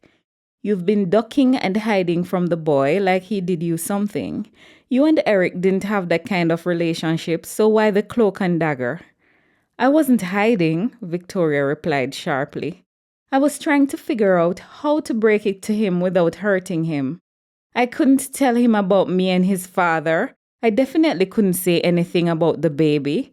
I needed time to come up with something that made sense. But you ripped the bandage off. He'd have been even more mad if you waited until after the wedding, or worse, when you had the baby, Anessa said with a shrug. This way, he can move on. You don't have to worry about him anymore. I don't understand why you even care what he thinks. He was a sweet childhood relationship, that's all. Victoria sighed. Eric will always be special to me. I get it, Anessa nodded. There's always that one person we can't really put behind us. Some people are lucky enough to spend a lifetime with them. Most of us have to settle for a memory. A sweet, unfinished thing that lives in a quiet room in our hearts. She leaned back in her chair, taking another sip. But you have to close the door at some point, Victoria, or it starts to rot. Victoria sat on the balustrade, arms folded, her gaze fixed on the hills rolling away beneath the golden sky. I didn't mean to hurt him. I just didn't think everything would change so fast. Life doesn't wait until you're ready, baby girl, Anissa said gently. You wanted to make your own choices, to stand on your own 2 feet. Well, here you are. You escaped Pear Tree. You're living your dream. This is grown woman territory. Feelings get hurt, even when you don't intend them to. That doesn't make you a bad person. It just makes you human. Victoria swallowed the lump in her throat. He said he wanted to marry me someday. Her mother's expression softened. He probably did. And maybe in another life it would have worked. But in this one, you're marrying Nigel. You're carrying Jude's child. Your life is as tangled as a soap opera. You need to look at what's in front of you, not what you left behind. Victoria turned toward her mother, the evening breeze tugging curls loose at her temples. Do you ever regret choosing the life you did? Anessa's smile flickered, one of those smiles that carried too many stories to tell. Yes, but I remind myself that regret doesn't change anything. It just drags you backward. I've made peace with my past. You should try the same. Victoria nodded slowly. After a pause, she whispered, Eric won't speak to me again. Maybe not, Anissa said. Or maybe one day he will. Either way, you have to live your life and try to live it without guilt. It won't make the journey easier. Remember, 4 years ago when you told me to dream small, Victoria said softly. I was so mad at you. But maybe it wasn't bad advice. What am I doing here? What did I get myself into? Anissa chuckled, her voice heavy with memory. I meant reduce your expectations. I never imagined you'd become a major part of the Hart family, caught between the Hart men. My advice now, for what it's worth, own your position. Make it worthwhile. You may have to let go of love and all the finer feelings, but make this good fortune work for you. She gave Victoria a long look. You think you're caught in a mess? But this is just the life. Yours may be more tangled than some, but it's still yours. You decide how it plays out. Not Nigel, not Jude, not Eric, you. You're the keeper of secrets now. You have leverage. Use it when it matters. You know, sometimes I wish I could go back to that day when Jude told me about the arrangement. I should have just turned and walked away. Anissa gave her hand a squeeze. But you didn't. And now you're bringing a new life into this world. Whatever mistakes you've made, that baby isn't one of them, and neither is the woman you've become. Laughter echoed from somewhere inside the house. It was Darnell and her brothers, probably back from Nigel's tour. The world kept turning, indifferent to her turmoil. Victoria rose. I don't have all the answers. You never will, Anessa said, standing too. But you've got instincts. Trust them. And when in doubt, choose what brings peace, not what looks perfect. Victoria moved toward the door, then paused. Thanks, Mummy. Anessa arched a brow. Don't thank me yet. You still have a lot of life to live. They both smiled, and for the first time that day it reached Victoria's eyes. The wedding itself wasn't bad. Her dress was a simple off-white number with an A-line silhouette and puffy sleeves. Nigel looked undeniably handsome in his finely tailored morning suit. His best man was Jude, who watched her proudly as she walked down the aisle. She wondered what he was thinking. He had been her lover only weeks ago. Darnell gave her away to the tune of Oh Perfect Love. The irony of the song wasn't lost on her or on Nigel and Jude. She would have preferred Here Comes the Bride. Safe, generic. But this was Isla's wedding, after all. She had planned everything, even chosen Victoria's dress. The church was filled mainly with Hart family and Victoria's few invited friends. She had little say in the details, save for insisting that the McRaes be invited. Mrs. McRae had been good to her over the years. The McRaes looked on bemusedly as their former helper's daughter married into one of the wealthiest families in Jamaica. Their confusion was understandable.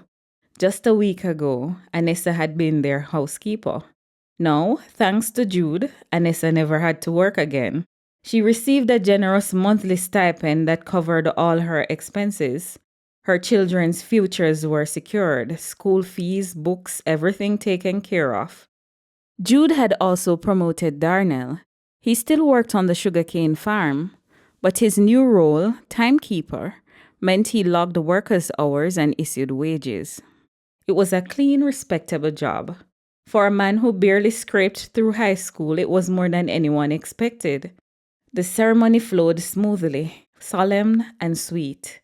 Isla dabbed at her eyes more than once. Nigel looked as composed as ever.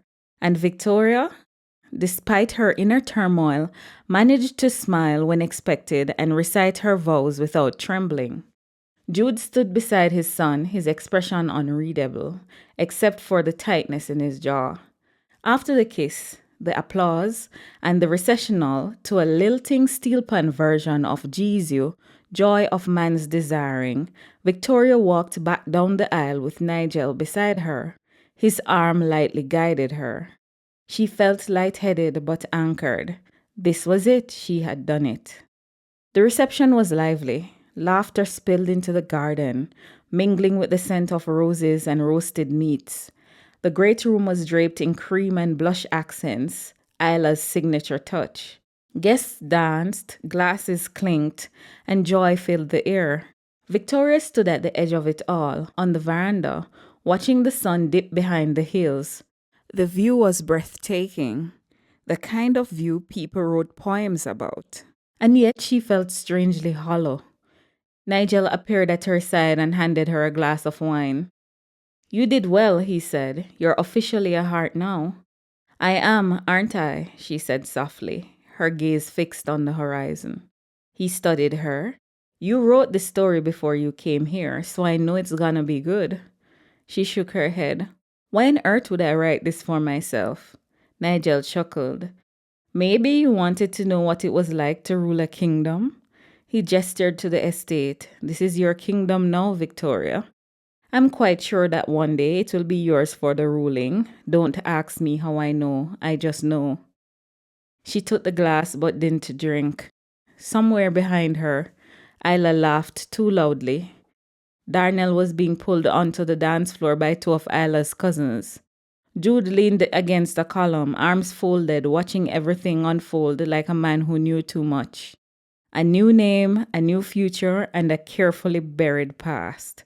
Victoria turned toward the garden, where the light was fading into soft mauve and indigo.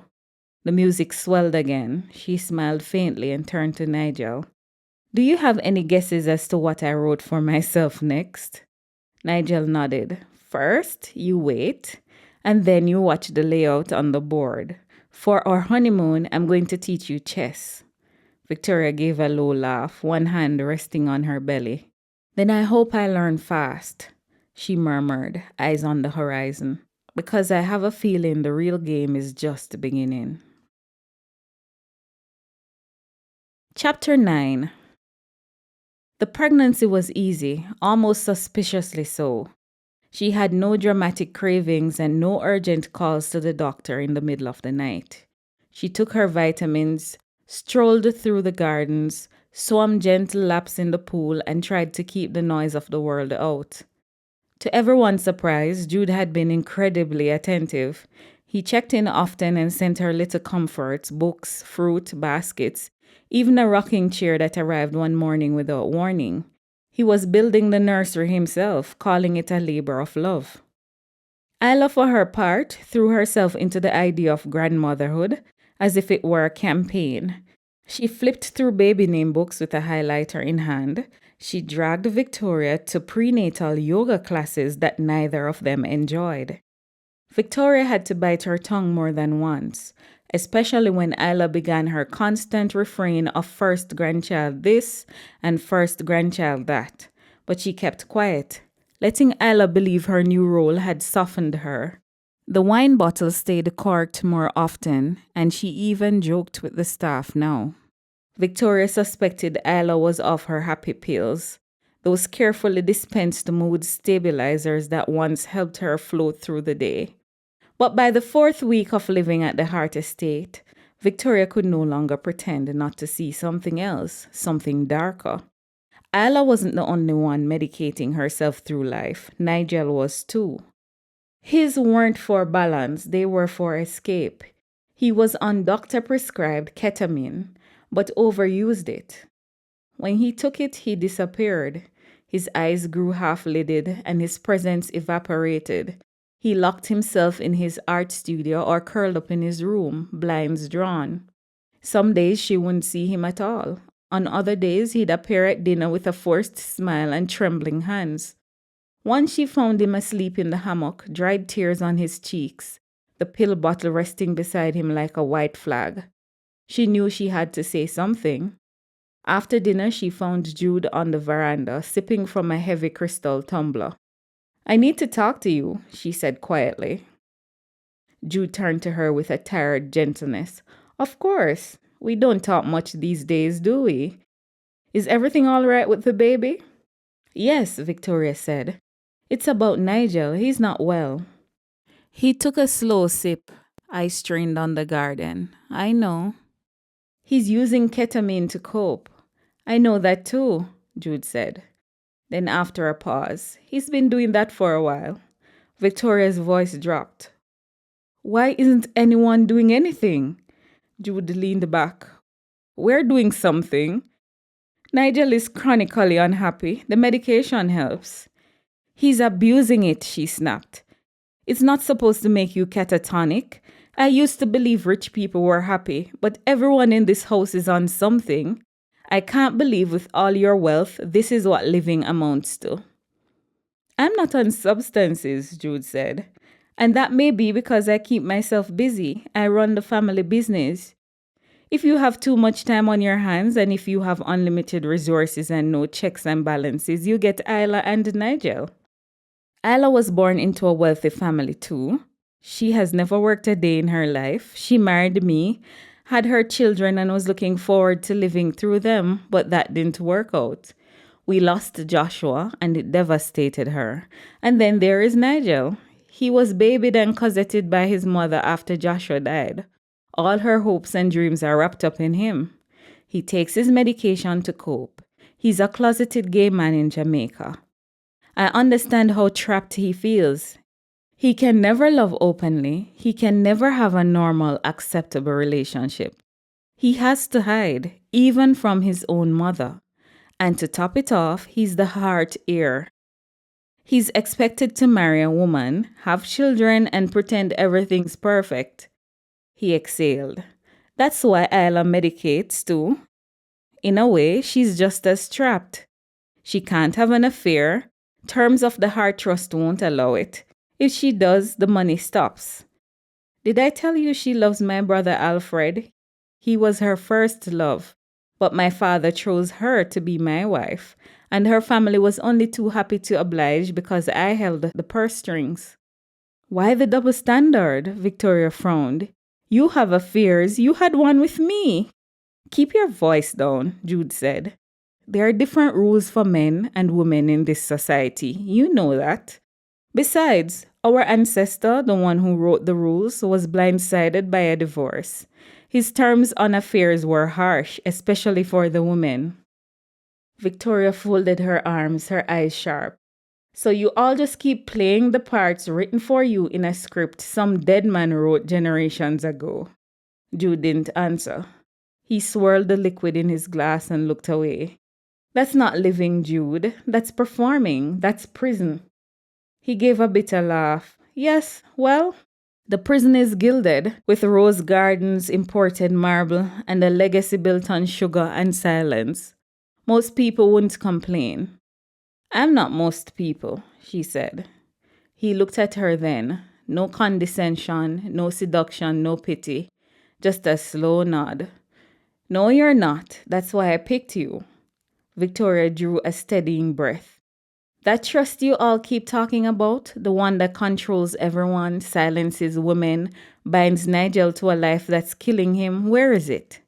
Jude frowned. What are you talking about? I want to see it, the legal terms, how it's constructed, what can be changed. Who enforces it? You want to undo the trust? He asked as if she were speaking a foreign language. Yes, she said clearly. I want to take it apart piece by piece. Jude stared at her like she'd just grown wings. That's not something you can just do. It was drafted decades ago, overseen by a board of trustees, protected by generations of legal armor. You'd need a team of lawyers and a miracle. Victoria's voice was unwavering. Then I'll find the lawyers and I'll make the miracle. He let out a hollow laugh. You don't know what you're up against. I didn't know what I was walking into when I became your mistress or when I married your son, she said. But here I am, and now I'm pregnant. Listen carefully, Jude. My child will not inherit a legacy built on repression and quiet suffering. I will burn the whole bloody dynasty down before I raise another Hart inside a cage. Jude's mouth twitched. Something flickered across his face. Maybe admiration, maybe fear. You're going to get yourself disowned, he said. She smiled grimly. Then I'll start my own trust. He studied her long and slow, then softly. You're more dangerous than you look. Victoria nodded. Good. She turned and walked back into the house, heart thudding, mind racing through the names of lawyers she remembered from her past. She would find a way before the Hart Estate swallowed her whole. She had to. Not just for herself, but for the baby, for Nigel, maybe even for Isla. Someone had to be the first to stop performing. Chapter 10. Isla settled on the name Blake for the baby because her grandfather was Blake. Victoria accepted it. Isla had a way of suggesting things without waiting for your opinion. Victoria had a smooth delivery at home. When Blake was born, there was renewed vigor in the family. Jude was at the house more often. Nigel didn't seem as high as he usually was. Isla made any excuse to throw parties so her friends could coo over her grandchild. The peace lasted for 6 months. Kenneth had been hired without much fuss, just another name on the long list of estate staff. He was a strikingly handsome man with a quiet demeanor and a tendency to hum old reggae tunes while he worked. Victoria had noticed him, of course. Anyone with eyes would. But she didn't pay him much mind. He was respectful, efficient, and largely kept to himself. She had no idea Nigel was watching him, or that his interest had shifted from idle fantasy to something far more dangerous. It was a Saturday afternoon, and Isla had invited a dozen women over for one of her signature luncheons. Vintage champagne, canapes, white linen, and smug laughter. Victoria had retreated inside after an hour of smiling politely and letting strangers pinch Blake's cheeks. She was walking through the hall toward the kitchen when she heard it, the unmistakable shriek of her mother-in-law, slicing through the polite hum of conversation like shattered glass. Moments later, Isla stormed into the drawing room, cheeks flushed, eyes wild. "Where is she?" she barked. "Where is who?" Victoria asked, rising instinctively, clutching Blake to her chest. Isla pointed an accusatory, trembling finger. You knew, didn't you?" "Knew what?" Isla spun in place, pacing like a caged animal. "I just caught my son in the gazebo with that gardener. They were half naked, panting like animals." Her voice dropped to a hiss. "Do you know what that would do to this family if it got out? What it would do to me?" Victoria swallowed. "Isla, maybe you should sit." "Don't patronize me," she snapped. "You knew, didn't you? You've always known. That's why you two aren't affectionate. That's why you sleep in separate rooms. That's why you..." Her eyes narrowed suddenly. "Whose baby is that?" Victoria blinked. "Excuse me? Whose baby is it, really? Is it Nigel's? Did you find someone to do the job? Nigel couldn't? He looks like a Hart. He looks like Joshua, my first baby son." Victoria felt her stomach twist, but she kept her face blank. "That baby is Blake Hart," she said calmly. "He's your grandson. Nothing more needs to be said." Ella scoffed. "Blake. I chose that name because it was my grandfather's, a man of dignity, a man who would turn in his grave if he knew about any of this. And now it's..." Her voice broke, and for a moment her composure slipped. "I saw Nigel with that boy, his hands, the way he looked at him." Victoria took a deep breath. "Nigel is your son. You can't pretend anymore. You've known for years. You just refused to face it." Isla sat, finally, as if her legs could no longer hold her. Her hands trembled in her lap. "He can't be that way. Not him. Not in Jamaica. Not in this family." "It's not something he chose," Victoria said softly, "but it's killing him to pretend."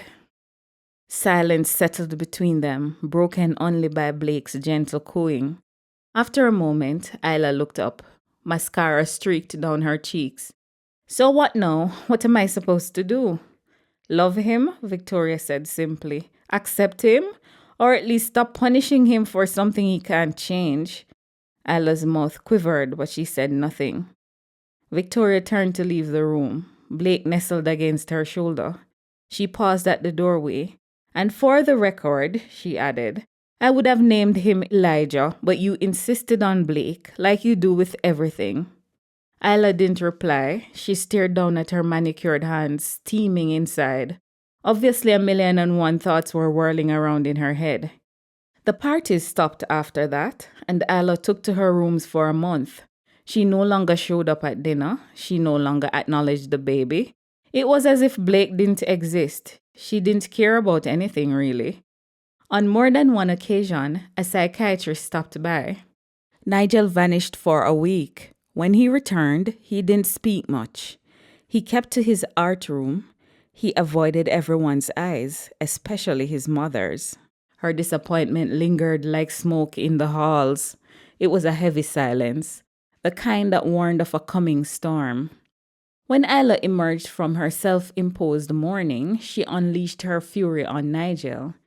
"You owe me a real grandchild," she would screech. "I can't believe you love men. Have you ever slept with Victoria? Ever? Do you know what this means? The marriage is a fraud. I cannot have Victoria living here when you two are not really married." "You have to do something, Jude," Victoria urged him. But Jude only shrugged. "It will work itself out," he said. "Eventually, Isla will calm down. Nigel will grow up here and tell her to butt out of his business." Jude was in the throes of a new affair with the girl who had replaced Victoria, and he was tired of the family drama. He was hardly at Hartland, spending most of his time in Kingston at the head office. Victoria wondered idly if the new woman was in the apartment he had once given her. And then she examined herself. Was she jealous? No, not in the least. What she felt was envy, that he could go away and disappear from the chaos that reigned at Hartland. She had finally found a nanny after numerous interviews and was preparing to return to school when the unthinkable happened. Nigel, hopped up on ketamine and who knows what else, came into her room. He had never entered before. Victoria lay in bed, the lamp still on beside her, drifting, not quite asleep, when she heard the door creak open. At first, she thought it was the baby's nurse, then she saw it was him. He was barefoot in a robe, pupils like pinholes in a sea of white. There was a strange slackness to his face as if he wasn't fully there. "Nigel?" she said, sitting up. He said nothing. He just closed the door behind him. "Shh," he said.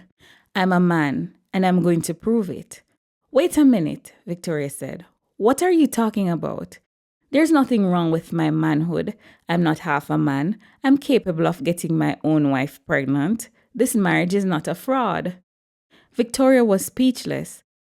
"That's Isla talking. Think about what you're doing." Nigel climbed onto the bed and leaned over her. She saw he had a needle. "I'm not going to force you, Victoria," he said, "but I think this can be pleasurable for both of us. That's if we remember anything in the morning." He stuck the needle into her arm. "What's in it?" Victoria screeched. "What are you doing? I breastfeed Blake." She didn't remember much after that. It was all a blur. When she awoke the next morning, her nightgown was twisted, bruises ghosted her thighs, and she felt used, violated. What on earth had Nigel done? She stared at the ceiling for a long time before moving. Then she took a long, scalding shower, feeling numb. When she went looking for him, Nigel wasn't in his room or the art studio, his usual places of refuge. She found him in the library, stone still, staring out the window.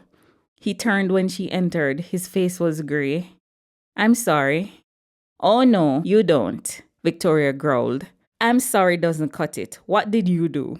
"I gave you a cocktail of drugs," Nigel said woodenly. "I gave myself half the dose, but I gave you more. And yes, I did have sex with you twice. You didn't resist."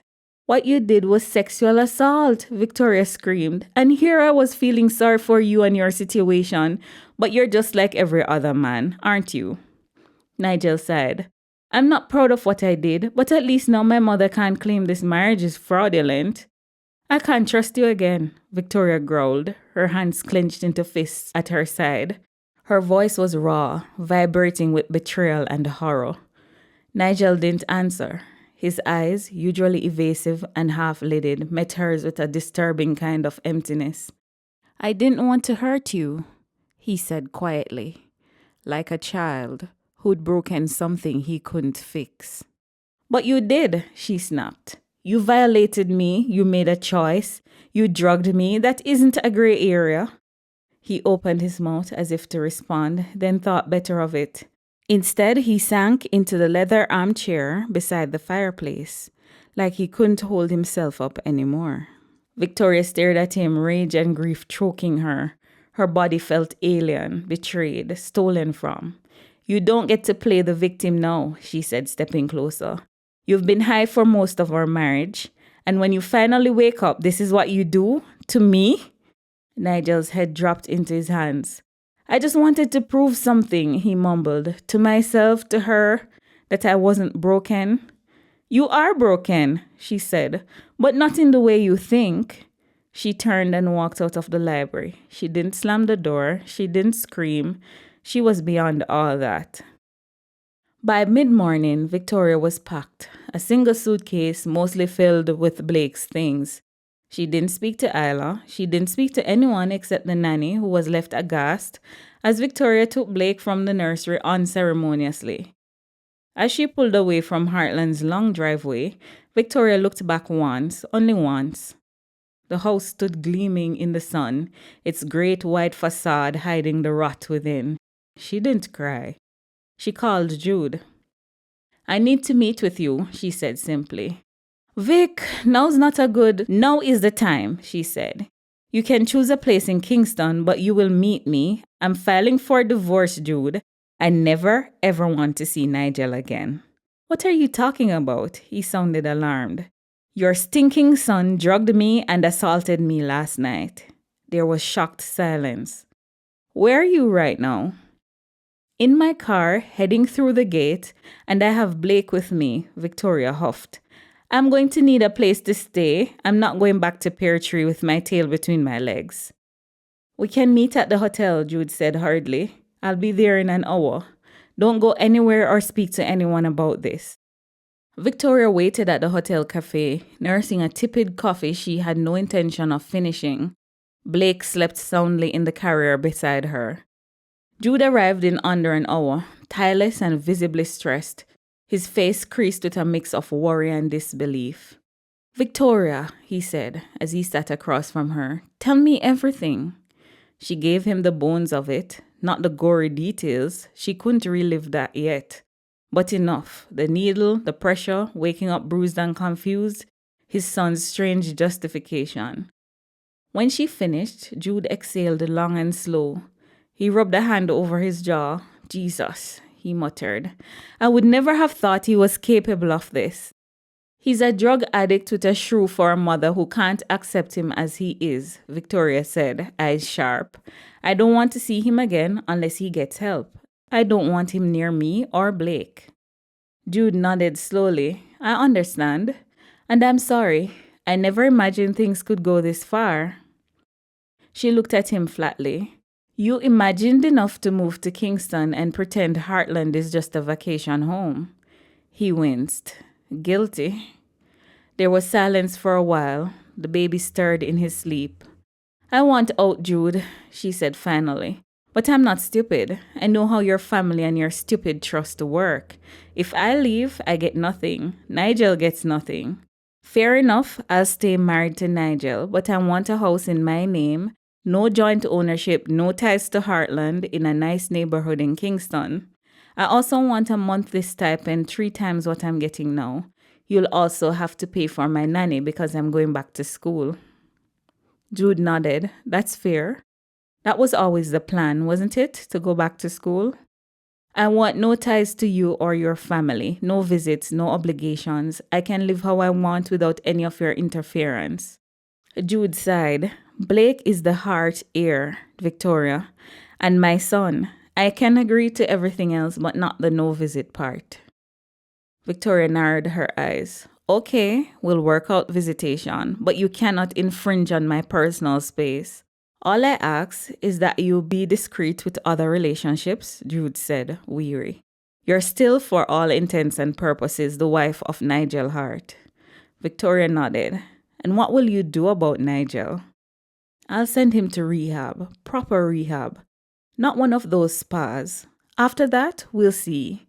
But he won't come near you, I promise you that. She studied him long and hard. I want that in writing. You'll have it. And if Isla tries to interfere, I'll handle her. Victoria looked out the window.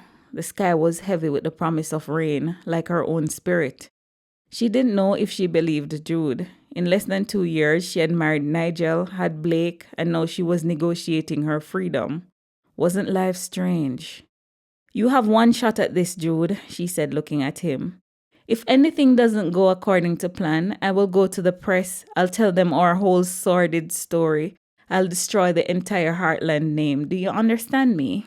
He nodded solemnly. Perfectly. Good, Victoria said, gathering Blake into her arms. I'll stay at this hotel until you can work out something. Jude nodded. I'll arrange for a suite and bring the nanny by. Thank you, Victoria said hoarsely. If it means anything, Jude said quietly, please accept my heartfelt apologies for what Nigel did. Victoria nodded. Chapter 11. 3 months later, she was living in Kingston in her own house, with her name alone on the title. It was a gorgeous mansion in an upscale neighborhood, which was far too large for her and her 2 little boys. It even had a guest house with its own entrance, and a security post was stationed at the gate. A few weeks after moving in and decorating the space, she found out she was pregnant. The timing couldn't have been worse. She had just enrolled in university once more, and after much discussion with her faculty advisor, had switched her major from business to law.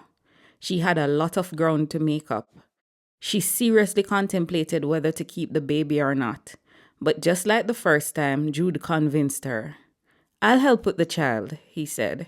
"You can always go back to school after. You're young, Victoria.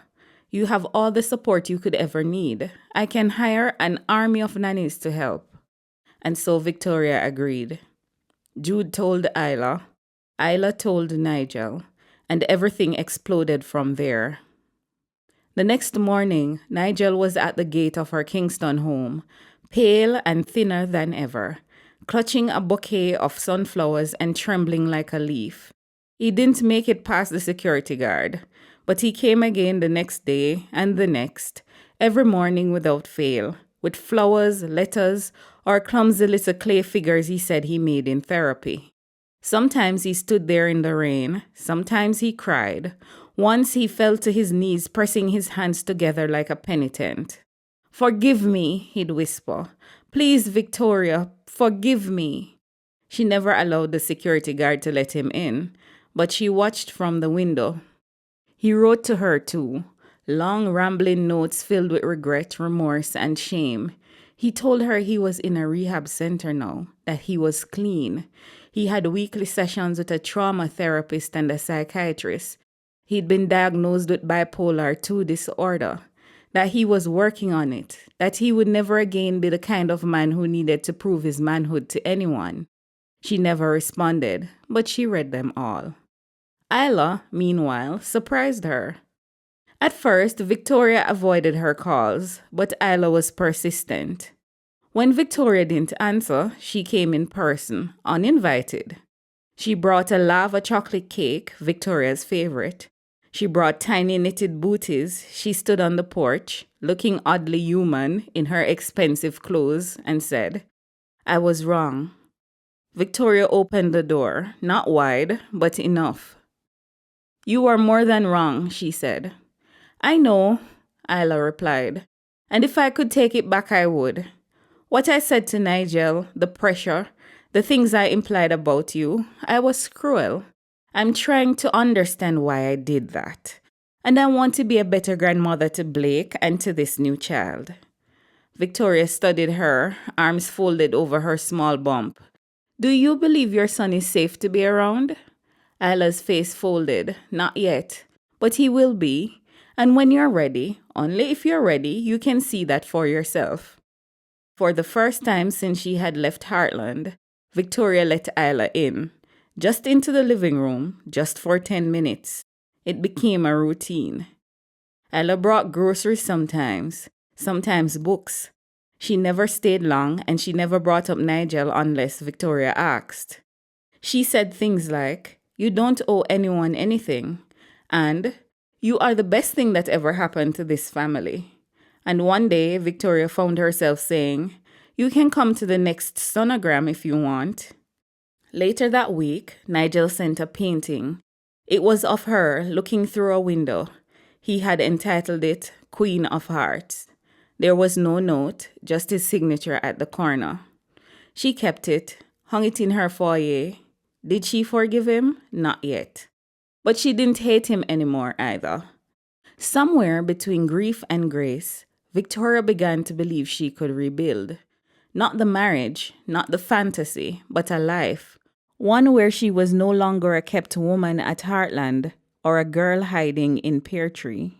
A woman with her own house, her degree, her own story, and soon her own children, hers alone. She named her second son Silas. He was conveniently born at the beginning of summer, after all her exams were finished. He was a beautiful baby, born with a full head of hair and light green eyes. He was miserable and would cry for hours. He was the opposite of Blake as a baby, who had been so peaceful and placid you could forget he was there. But Victoria adjusted, she always did. She learned how to rock Silas, how to walk in a slow bounce that soothed him, how to hum low and quiet into the crook of his neck until he finally went still. She functioned on 3 hours of sleep and plenty of cold coffee. Blake would peer into the crib with a mixture of fascination and confusion. "Why is he always crying?" he asked once. "He's figuring out how to be in the world," Victoria answered. Life went on. Her classes resumed in September. She took a lighter course load, hired a second nanny, and leaned more heavily on Jude's support than she had intended to.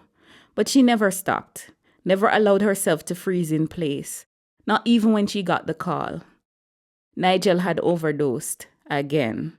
This time it wasn't a cry for help or a desperate bid for attention.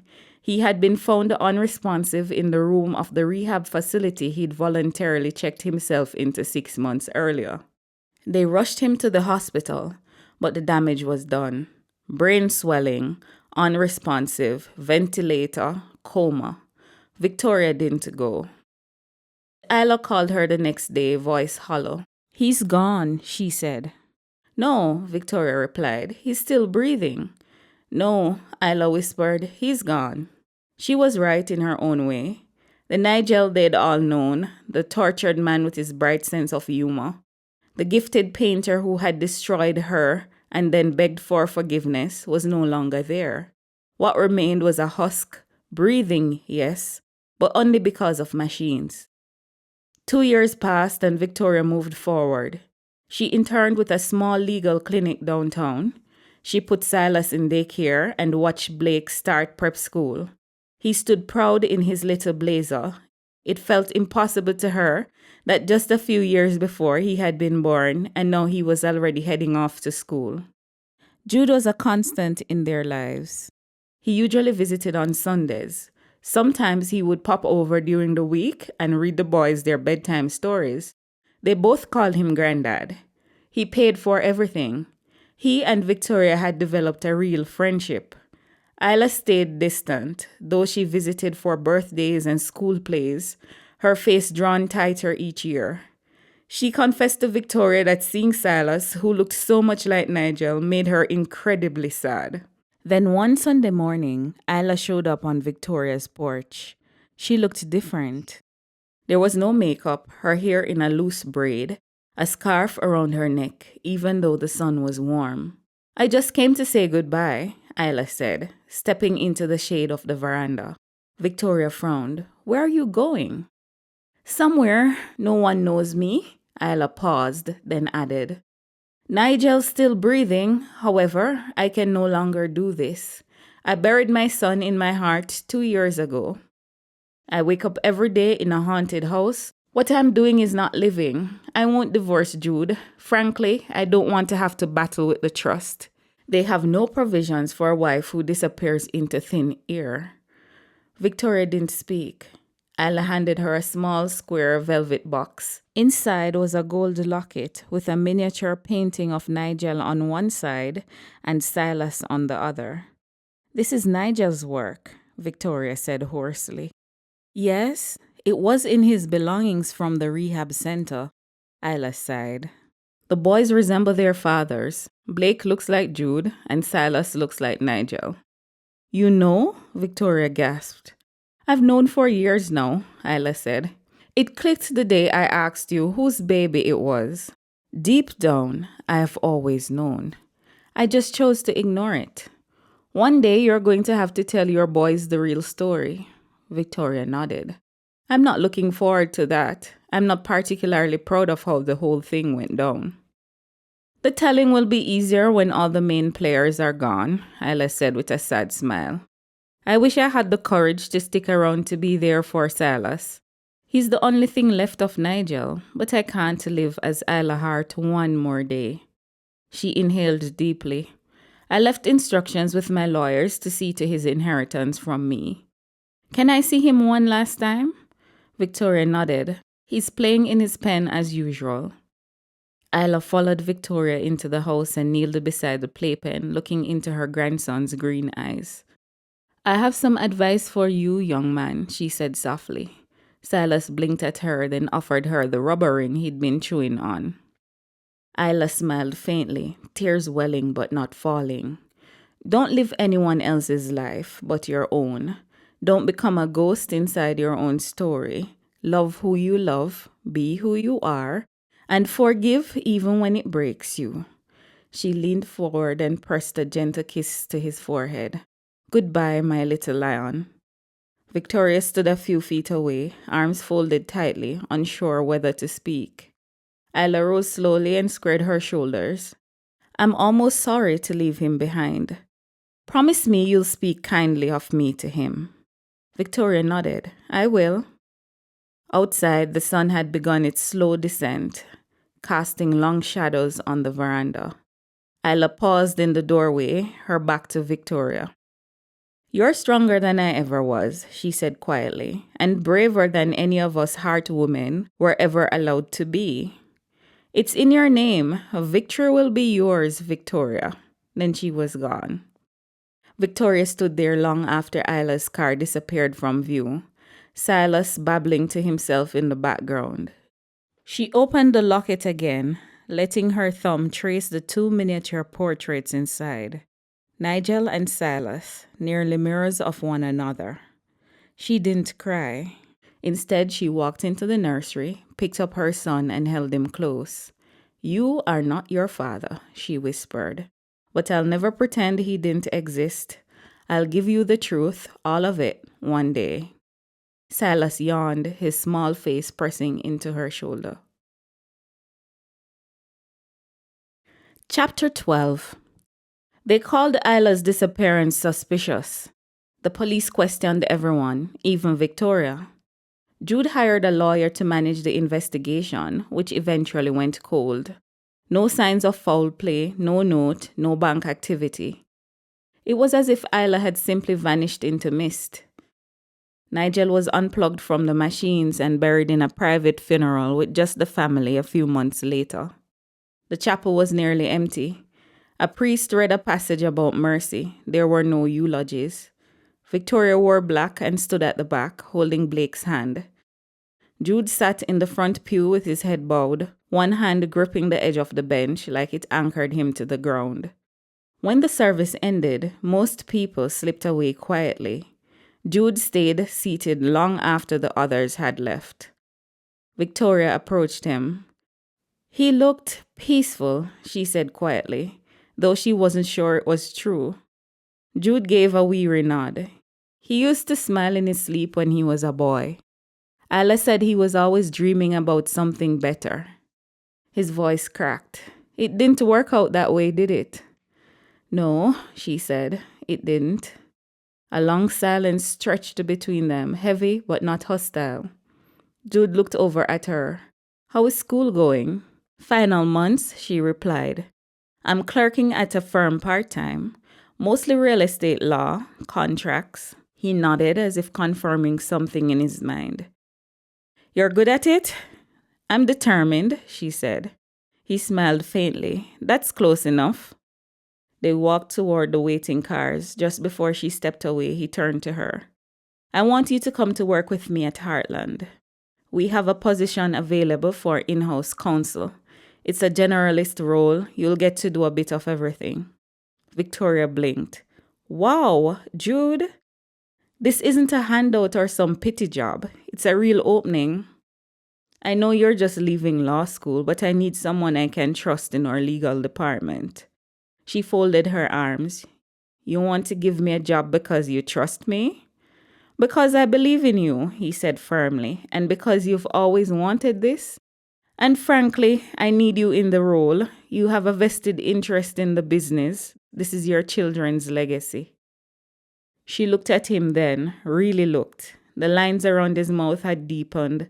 The weight he carried was visible in the slump of his shoulders, in the gray at his temples. Jude Hart was tired and in deep mourning. Her children and Eric were the only immediate family left. Nigel's death had likely left him introspective. I'll think about it, Victoria said at last. That's all I'm asking. They parted with a nod, no hugs, no forced affection. She drove away from the little picturesque church, watching Jude's reflection shrink in the rearview mirror. He was right. This was her children's legacy. It was time she got involved in the inner workings of the business. That night, as Silas screamed in her arms and Blake sleepily wandered out asking for water, Victoria found herself saying aloud to no one, "If I work there, maybe I can figure out a way to dissolve the Hartland family trust." She handed Blake a glass of water and bent down to his height. "Baby, when I'm done, you'll grow up without those toxic Hartland family rules dictating your every move." Blake nodded at her sleepily. 3 years at the Hartland group of companies flew by fast. Work had taken up most of Victoria's time. She looked in the mirror one day and realized that she was a 29-year-old woman with 2 children who were under 10. She had not been on a date or had a romantic interest since her affair with Jude. Her social life was severely lacking. She sometimes dreamed of having a normal encounter, but that wasn't going to happen at work. Everyone knew her as Nigel's widow, Jude's daughter-in-law, one of the Harts. And she didn't have much of a social life unless it was a work event. Usually, she would rush home afterward to put the boys to bed. She was lonely. It had started as just a tingle of a feeling, but had grown into an oppressive flood that felt as if it were pressing her down. It was even more pronounced on her 29th birthday. She was celebrating alone at the office over a big pile of paperwork. Her sister, Regina, had stopped by with a gift basket. Her little sister was now a med school student in her 3rd year. She lived on the university campus and stayed with Victoria most weekends when she didn't have other commitments. "We have to celebrate this weekend," Regina said. "Let's go to Pear Tree and have one giant celebration, your birthday and Mom's graduation from nursing school." "Okay," Victoria said, taking out her checkbook. "How much will it cost?" "Since your birthday celebration is a part of it," Regina scoffed, "you will not pay. I'll handle it. Stewart and Troy will chip in. Stewart makes good money as an auditor, and Troy just got promoted as manager over at the farm." Victoria smiled. "Okay. Or they could come to Kingston and we go somewhere fancy. You know how Ma was impressed with the Pegasus the last time she and Darnell visited." Victoria chuckled. "True. Round up the troops." "We should have a dress color and take official photos," Regina said excitedly. "Sure," Victoria nodded. "I'll show up for anything you arrange." "Love you," Regina blew her a kiss. "It sucks to have your birthday on a Monday with a pile of work, doesn't it?" "It wasn't better on a Sunday last year," Victoria chuckled. "I was in Mexico on a business trip." "Oh yes," Regina chuckled. "You know you inspire me, don't you? You don't have to work and yet here you are doing it. You're amazing, Vicky. You've been through so much and yet you still show up every single day. I brag about you all the time at school. My sister, the boss lady." Victoria rolled her eyes, smiling. "You better stop before I start crying in this office." Regina leaned over the desk and hugged her tightly. "You deserve a good year, something different, something for you." After Regina left, the silence felt even heavier. Victoria stared at the now half-empty gift basket and blinked back the sudden sting in her eyes. The truth was, she didn't feel like a boss lady. She felt like a ghost version of herself, efficient, composed, reliable, but not fully alive. And like she did every year when it was her birthday, she thought about Eric because it was his birthday too. What was he doing at this moment? Probably being feted by his friends, or having a private celebration with a girlfriend. She stayed in touch with his mother, so she got regular updates on his life. Eric had studied banking and finance at Harvard and then pursued his MBA. He had interned at a boutique private equity firm in Boston before moving to New York. Last she heard, he was at a major investment firm and had made partner in less than 3 years. She imagined him in a tailored suit, surrounded by screens and strategy decks, and drinking espresso. At the same time, the world bent around his schedule. He probably didn't even remember her or the promises they made to each other at Pear Tree years ago, to find their way back to each other in the future. Since that letter he had sent when she was on the cusp of marrying Nigel, she hadn't corresponded with him. He couldn't still be mad. That was 9 years ago. He knew about his brother's death. Jude kept him informed on everything that went on in the family up to a certain point. So she assumed he had chosen to keep his distance, and that was fine. It always hurt a little when she thought about him. Their relationship had been love unrealized. What had her mother said? There will always be that guy or girl you never forget. Eric was that for her. She should pick up the phone and call him. Make the first move. They could strike up a friendship again. Jude would know his number. She got up and stretched, pulled out her hand mirror, and checked herself. This morning, she had taken extra care to get dressed in a new skirt suit with a cute pink inner blouse. But nobody said that she looked nicer today. She had even made an effort with her hair. She had put it in barrel curls at the ends and worn it out. There was no whistle or flirtatious looks from any of the guys in the building. It was as if she were invisible. The Hartland Company headquarters was bad for the ego. Jude may compliment her when she went to ask for Eric's number. This was on the verge of desperation, to be looking for compliments from Jude of all people. He had stuck to his word after their arrangement ended and treated her like a beloved daughter-in-law. No one, seeing how they interacted, would even guess that they had once had an intimate relationship. She headed to his office. He usually worked late on Mondays. What would she tell him about getting into contact with Eric again? She was lonely and curious about Eric. But Jude wasn't in his office.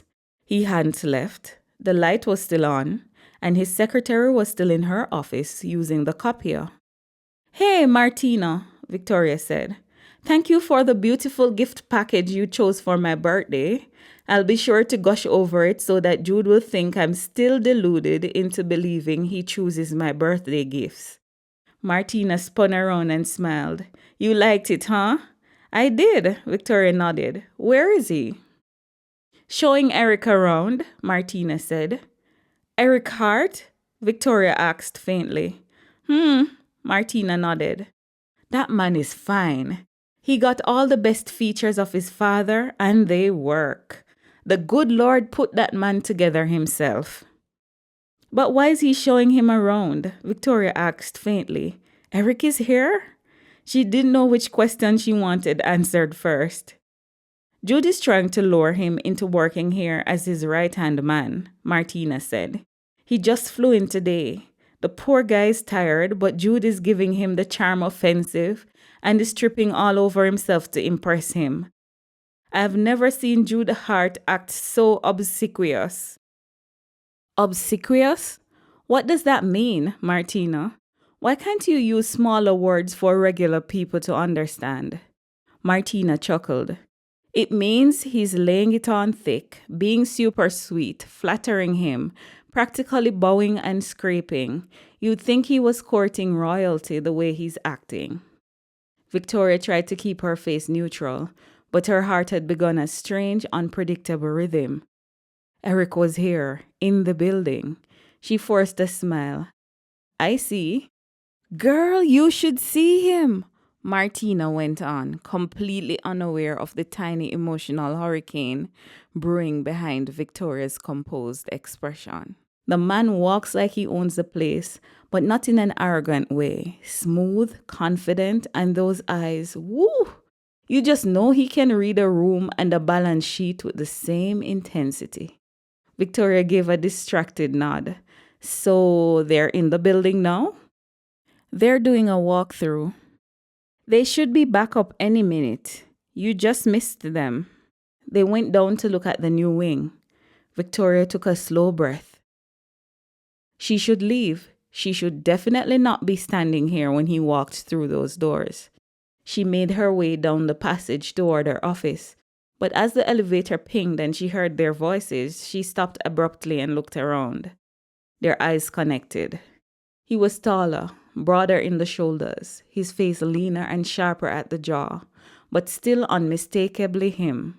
His hair was a little longer than she remembered, brushed back from his forehead in deliberate waves. He was wearing a navy suit with a crisp white shirt and no tie, and he listened to Jude with the ease of someone accustomed to running boardrooms and brokering power. Victoria stood frozen, 1,000 unsaid things lodged in her throat. He stopped talking. Jude turned, following his gaze, and did a double take. "Oh," he said. "Vic, you're still here? If I had known, I would have taken Eric by." Eric took a step forward. Victoria's legs were leaden. Her heart was in her mouth. He smiled, a slow, almost hesitant smile, like he wasn't sure if he was allowed to. "Happy birthday," he said. She blinked. "You remembered?" "Always," he said. "Happy birthday to you too," she smiled. Jude glanced between them, clearly sensing the energy shift.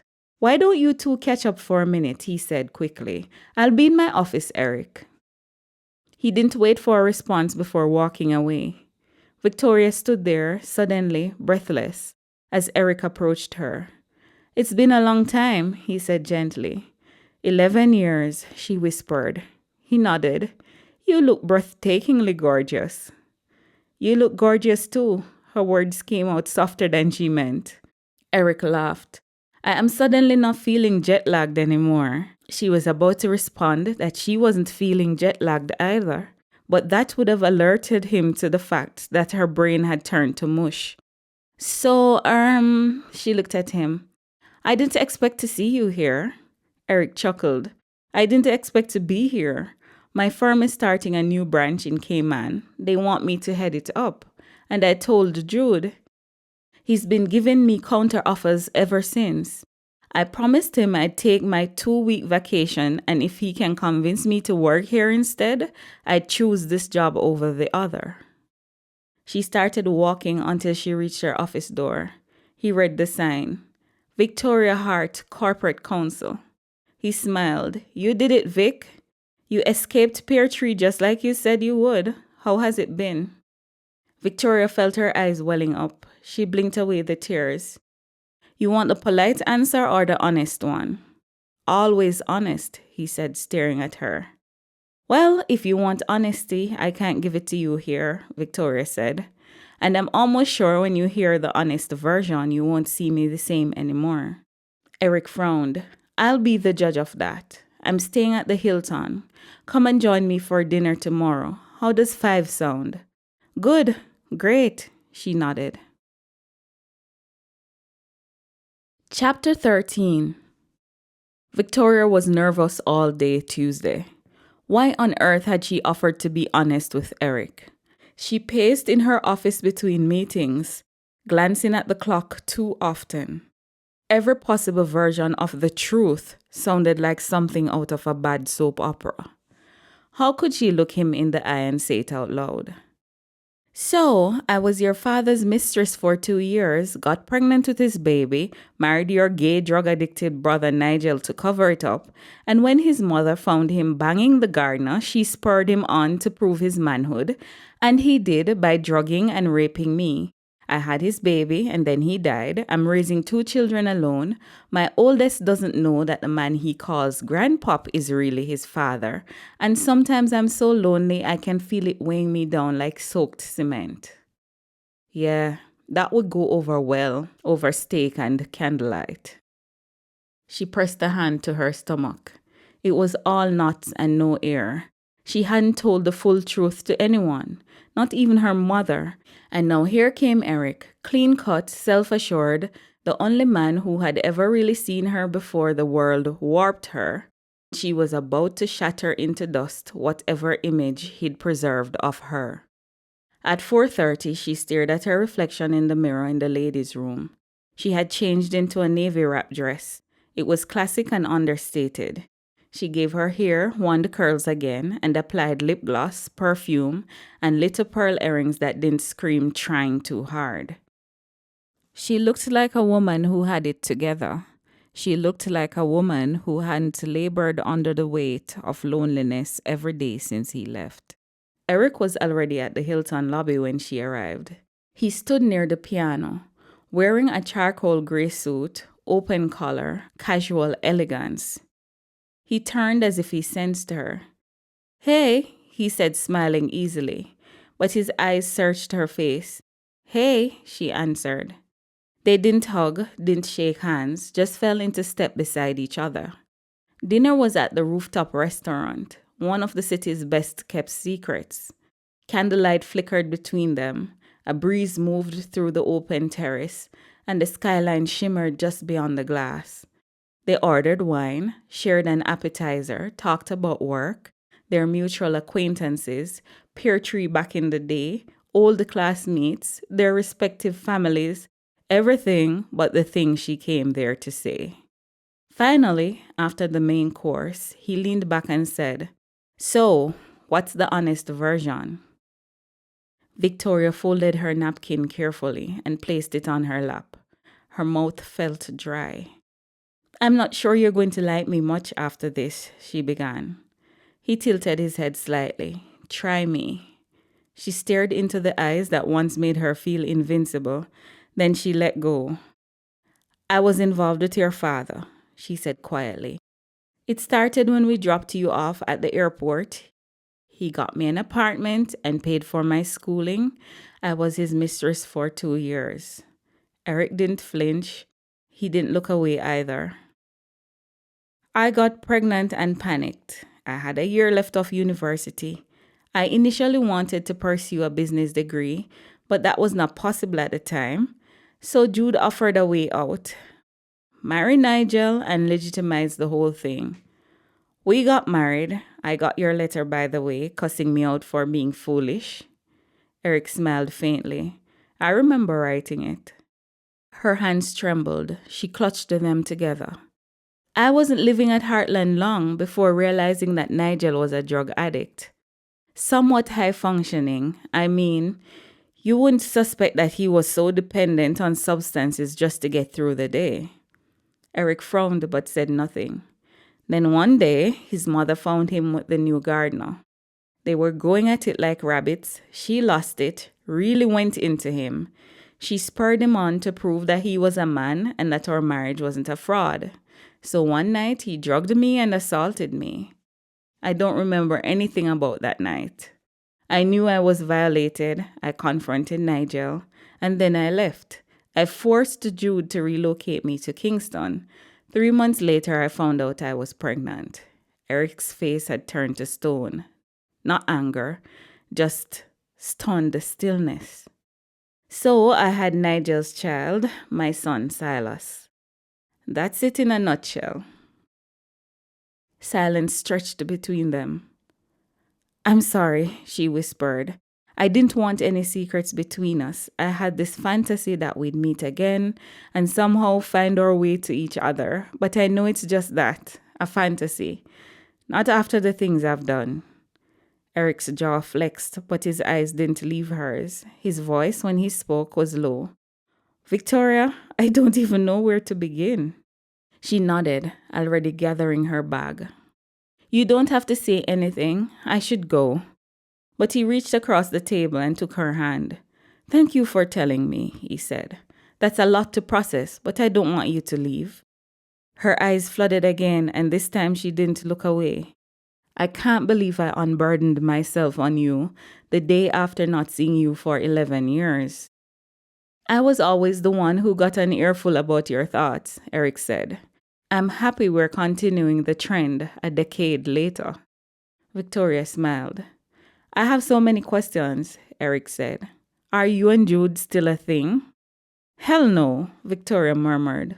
"We haven't been a thing since I married Nigel." Eric nodded. "Are you dating anyone currently?" "No," Victoria chuckled.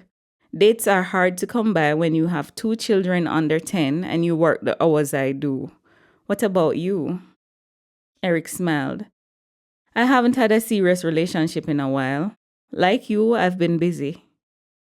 "Are you thinking about moving out here?" Victoria asked. Eric looked at her intently before he answered. "Frankly, if I do it, it would be to be closer to you, because I still have feelings for you. But..." But, Victoria raised her eyebrows, you come as a package deal, and I have to consider carefully if your previous involvement with my father is something I can live with. Victoria sighed. I understand. Eric nodded slowly, his hand still wrapped gently around hers. I'm not saying I can't deal with it. I'm just saying I need a moment to sit with it. Let it breathe. I don't want to lie to you and pretend it's nothing.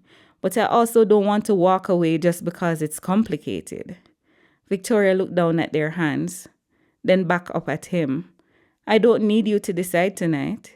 He gave her a half smile. Good, because I don't want to rush into this decision. You matter to me, Vic. You always did, even after I left, even after everything. I used to dream about you, wonder what would have happened if I'd stayed in Jamaica and gone to university out here. She let out a shaky breath, just like we used to plan it. Eric nodded. So how was it when you left? Victoria asked. I was homesick for a while, but I quickly adjusted at school, Eric said. My mom lived in Boston, so I stayed with her and commuted. It was fun getting to know her again. She was in an eat, clean, and exercise phase when I moved in, and keeping her on track became a running joke. I couldn't keep a girlfriend to save my life. I was always thinking about you. Oh, Eric, Victoria murmured. Surely I didn't have that kind of pull on you back then. You did, but I thought I was cured after I heard you were marrying Nigel. I was angry, but more than that, I was hurt and confused. You were marrying my brother, but I didn't know the whole story. You were the best part of my life. I didn't want to drag you into the mess, Victoria said softly. A little part of me doesn't want to drag you into it now. You're not dragging me into anything, Eric said. Life happened. Choices were made. Some bad, some necessary, but you're here. You survived it all, and you're raising 2 children on your own. Jude chips in, Victoria sighed. He's their father figure. They both call him Granddad. So Blake doesn't know. Eric raised an eyebrow. No, Victoria shook her head. Jude wants it to stay that way, less confusing. What are your boys like? Victoria smiled. Blake is intense, curious, and too smart for his own good. He looks a lot like you. Eric smiled. Jude's genes.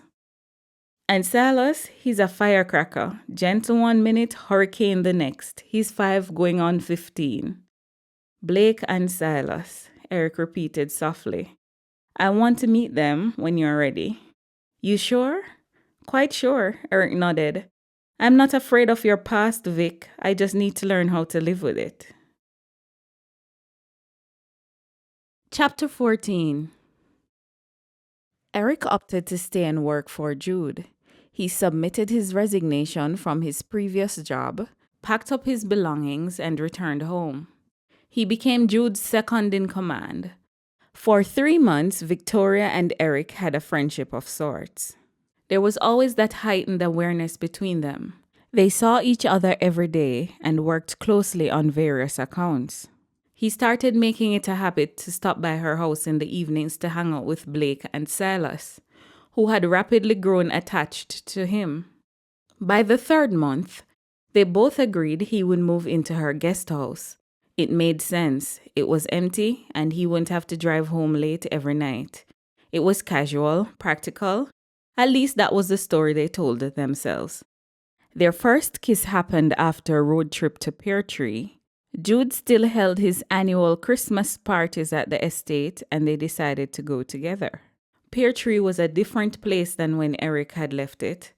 The neighborhood was much more populated. The houses were bigger and bolder. Young professionals returning to their roots and building new lives. But the heart of it, the soul, remained. They passed Miss Ivy's old gate, now freshly painted. It was a corner shop where Victoria had once bought bag juice and curry powder. They laughed over memories, argued about which road had the biggest potholes, and stopped at a jerk hut for jerk chicken and festival. On the way back, the car was quiet. Blake and Silas had fallen asleep in the back seat, mouths open, cheeks sticky from gingerbread cookies. Victoria glanced at Eric as he drove. The orange-pink glow of the setting sun bathed his profile in soft light. He looked peaceful, older, but somehow still like the boy she had once imagined a future with. When they parked in front of her house, she didn't open the car door right away, neither did he. "I had a good time today," she said softly. "Me too." She turned toward him.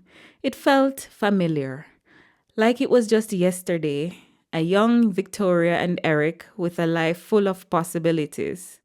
His eyes met hers, something tender flickering there. Our lives are still filled with possibilities.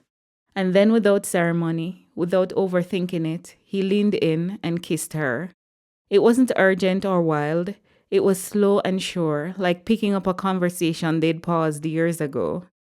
When they pulled apart, she didn't speak, neither did he.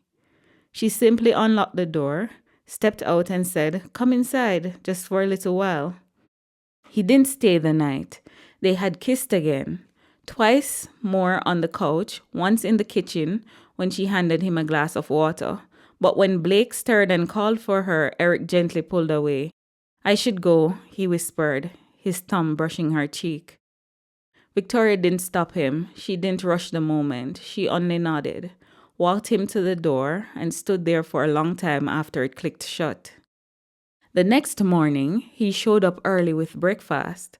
They ate together at the kitchen table with the boys, answering questions and ribbing each other. The day that followed fell into a rhythm that neither dared name. He took Blake to school twice that week. Silas insisted on being carried by him during his evening tantrums. They watched a documentary together and argued about the environmental policies it raised. He started leaving his shoes by her front door. On Friday night, she stepped out of the bathroom in her robe and found him reading in her living room. Barefoot, glasses on, Silas fast asleep against his chest. "You live here now?" she asked, teasing. He looked up and smiled, slow and deliberate. "Would that be so bad?" Victoria leaned against the wall, her eyes softening. "Only if you make a mess." "I'm tidy," he said, setting the book down gently beside the sleeping child. "But I'll admit, I came back to Jamaica for more than the job, more than the kids." She didn't look away. "Say it." "I came back for you." Her breath caught, not from surprise, but from the weight of it, from the finality, from how much she'd wanted to hear those words once, and how scared she was to hear them now. "I'm not the same girl I was in Pear Tree," she said, "and you're not the same boy." "I know," he said simply, "but maybe that's a good thing." She crossed the room slowly, sat beside him, rested her head on his shoulder. For the first time in years, she let herself believe that love didn't have to be tragic to be true. That maybe, after everything, they had arrived at the right place at the right time. They stayed like that until Silas stirred, and when she tucked her son in and returned to the living room, Eric was still there, waiting, still choosing her. This time, she didn't send him back to the guest house. And then one night, it was raining. They were cuddled on the sofa. Eric usually left before the boys woke up, but Victoria didn't want him to leave her and go back over to the guest house. She was tired of them tiptoeing around. She said as much. Eric murmured into her ear, "I don't want to leave either. I mean, never again. Let's get married." She blinked up at him, stunned. "What?" "Let's get married," he repeated, eyes steady, voice low and sure. "I'm done waiting. I've loved you most of my life, Vic, through everything. I want to do this for real. I want to wake up next to you, be a real father to Blake and Silas, build something solid." Tears welled in her eyes, but this time they came with a laugh. "You're serious?" "As serious as I've ever been." He brushed her cheek with the back of his hand. "Say yes." She nodded through the tears. "Yes." "We're going to have to tell Jude," Eric said. "Do you realize that when we have children, we're adding one more layer to these relationships?" Victoria asked. "Can you imagine the rumors? The fact that I'll be Victoria Hart. Blake will be both our children's brother and uncle. How on earth did we end up here?" I know, Eric said and grinned, and I strangely don't mind. They decided to tell Jude over lunch. Nothing dramatic, just a quiet Sunday afternoon on the veranda of her Kingston home. The boys were inside, building Lego castles under the nanny's watchful eye. The table was set with grilled fish bami and a crisp sorrel drink Jude had developed a taste for. Jude arrived on time, as always, still impeccably dressed despite it being the weekend. He greeted the boys, kissed Victoria on the cheek, and gave Eric a measured nod before settling into his chair. They waited until after the meal, until Silas had toddled off inside, and Blake had followed with a book in hand, until it was just the three of them, the breeze whispering through the trees, the clink of ice against glass. Jude, Victoria began, fingers laced tightly in her lap. There's something we need to tell you. He nodded. You two are ready to make it official. Eric coughed. You knew about us? Jude looked from one to the other, then smiled tiredly, but genuinely. I've seen the way you look at each other. The chemistry between you two is palpable. Victoria let out a breath she didn't realize she'd been holding. We weren't sure how you'd feel about us. I mean, Eric is your son, another Hart man, yet again, in my life. I feel, he paused, setting his glass down, relieved, grateful even. I'm happy that Eric is home and that you found someone who loves you. Victoria. I think the next generation of Harts is in good hands with you too. Eric looked at him quietly. Are you sure, Dad? I'll tell you both this, and I won't say it again, Jude sighed. I'm not sorry for much in this life, but I'm sorry that I made Victoria my mistress and that we arranged for her marriage to Nigel.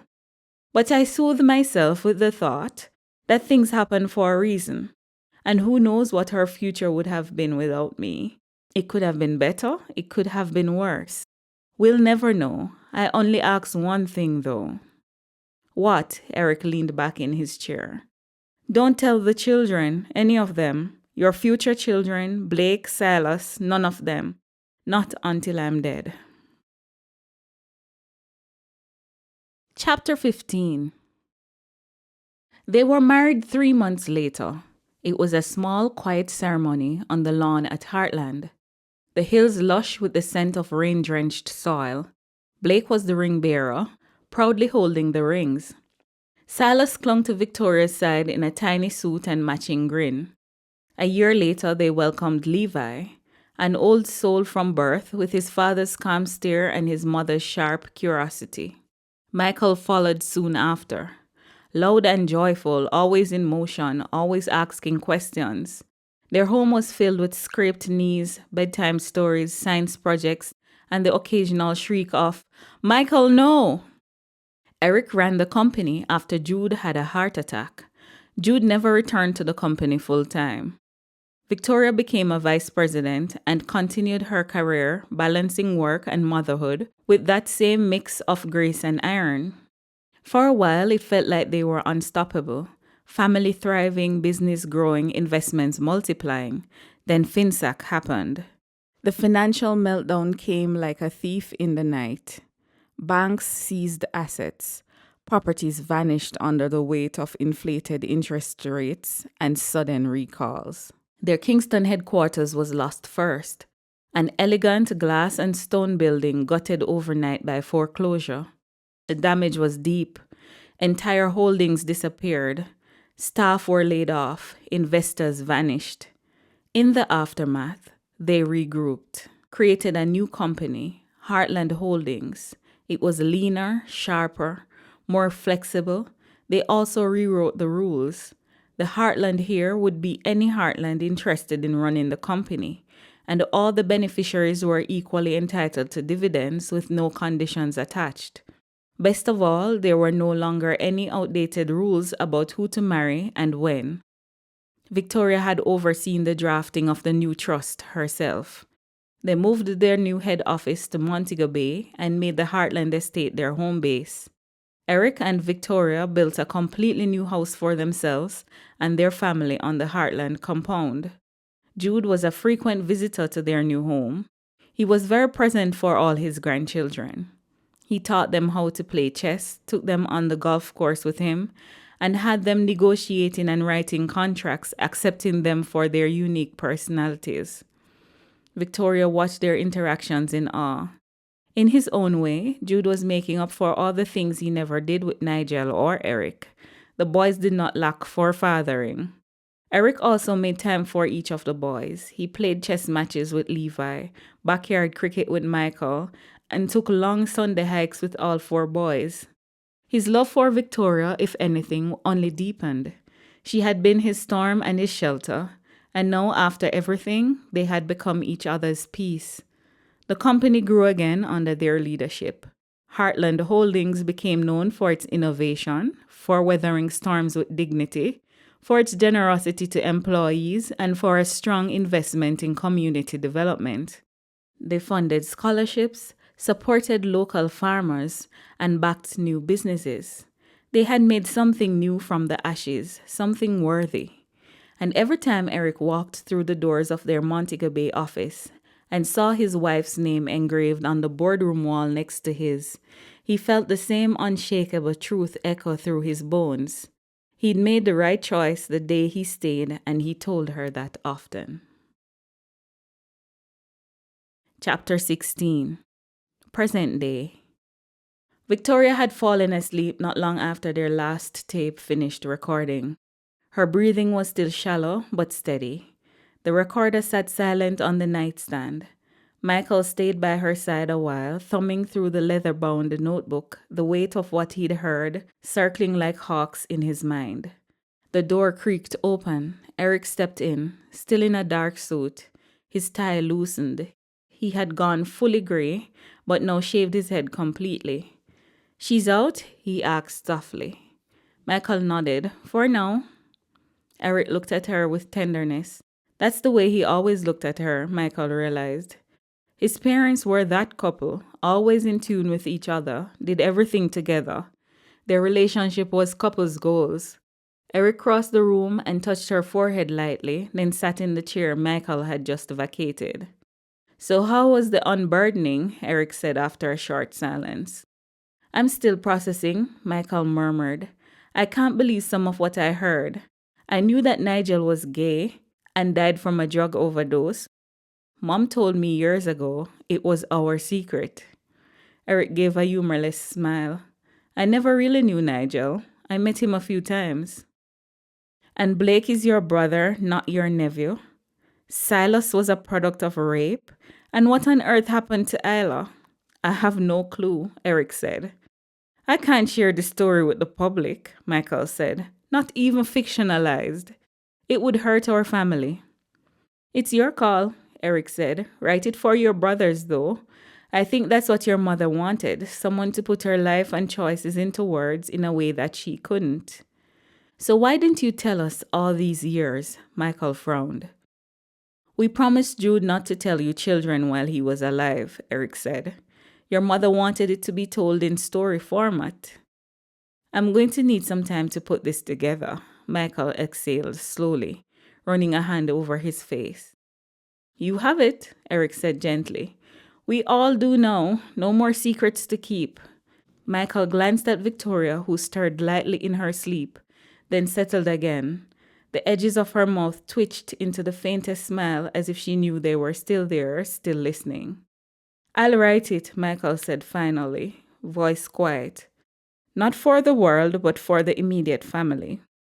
Eric nodded, eyes fixed on Victoria. She'll rest easier knowing that. The silence between them was full, not heavy, like a room that had finally been aired out after years of being closed. Michael reached for the leather notebook, tucking it under his arm as he stood. "I don't know if I'm going to sleep tonight. I'll try to get this done before Granddad's funeral." Eric smiled faintly. "I'm going to miss him so much." "Me too," Michael sighed. "Good night, Dad." "Night, son," Eric said. Michael opened the door and went to the family room. His parents were empty nesters now. They all lived at Hartland, but in their own homes. Well, all of them except for Silas, who had moved to Kingston a year ago because he was convinced someone was out to kill him. He had closed up his mansion and gone to teach, living in their mother's guest house and teaching high school classes. Michael had expected him to come back home by now. But how do you convince your brother he's being paranoid when the truth is, he's been involved in too many unexplained accidents for it to be a coincidence? He pondered how his brothers would handle the bombshell revelations he'd just heard from their mother. Blake would be devastated. He had always believed Nigel was his biological father. Silas would shrug at first, but once he processed it, he'd probably call his therapist. Levi would be relieved that the skeletons in the closet weren't real skeletons. Nothing really fazed Levi. He was a lawyer and had always loved solving mysteries. Michael himself was still in shock, but a new curiosity had gripped him. He wanted to know what happened to Isla. Blake walked into the house just as Michael sank into the plush couches in the family room. "Had a shower, come to check on Ma," Blake said, heading toward the stairs. "She's sleeping," Michael called out. "Damn," Blake muttered. "I wanted to run something by her." "I'm acting as her proxy," Michael said, chuckling. "Run it by me first." Blake turned back and squinted at him. "I'm desperate, so I might as well." "Where's Dad?" "In the room, probably cuddling his ailing wife. You only have me. Have a seat and spill the tea. You do know I'm the secret keeper in this house and I give the best advice." "Well, you are known to be discreet. As for advice, the jury's still out on that," Blake said grudgingly. "But there's no tea. Well, maybe a little drop. I fell in love 8 years ago with a girl named Irene. It was weeks before my marriage to Dana. I wanted to back out of the marriage, but Granddad said no, because of her family and all the commitments already made. Now I'm divorced, and Irene is back." Michael straightened the leather notebook forgotten in his lap. "Irene. I love that name. Why didn't you tell any of us about this? Mom would have found a way to get you out of that marriage." "Irene left for Canada, told me to forget about her," Blake said, running a hand over his head. "I tried to, and married Dana anyway." "Look how that turned out," Michael chuckled. "My marriage to Dana lasted 6 years too long," Blake exhaled slowly. "But now Irene is back. She's an architect. I ran into her the other day, quite by chance. Saw her at the traffic light and followed her car to her office. I realized while acting like a stalker that I never really got over her."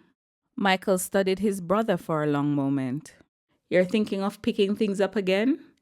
"I don't know what I'm thinking. Irene's not waiting around for a second chance. She's wary, guarded, and has a pile of secrets. I hate secrets." "Too bad," Michael said, laughing softly. "Your life is one big secret."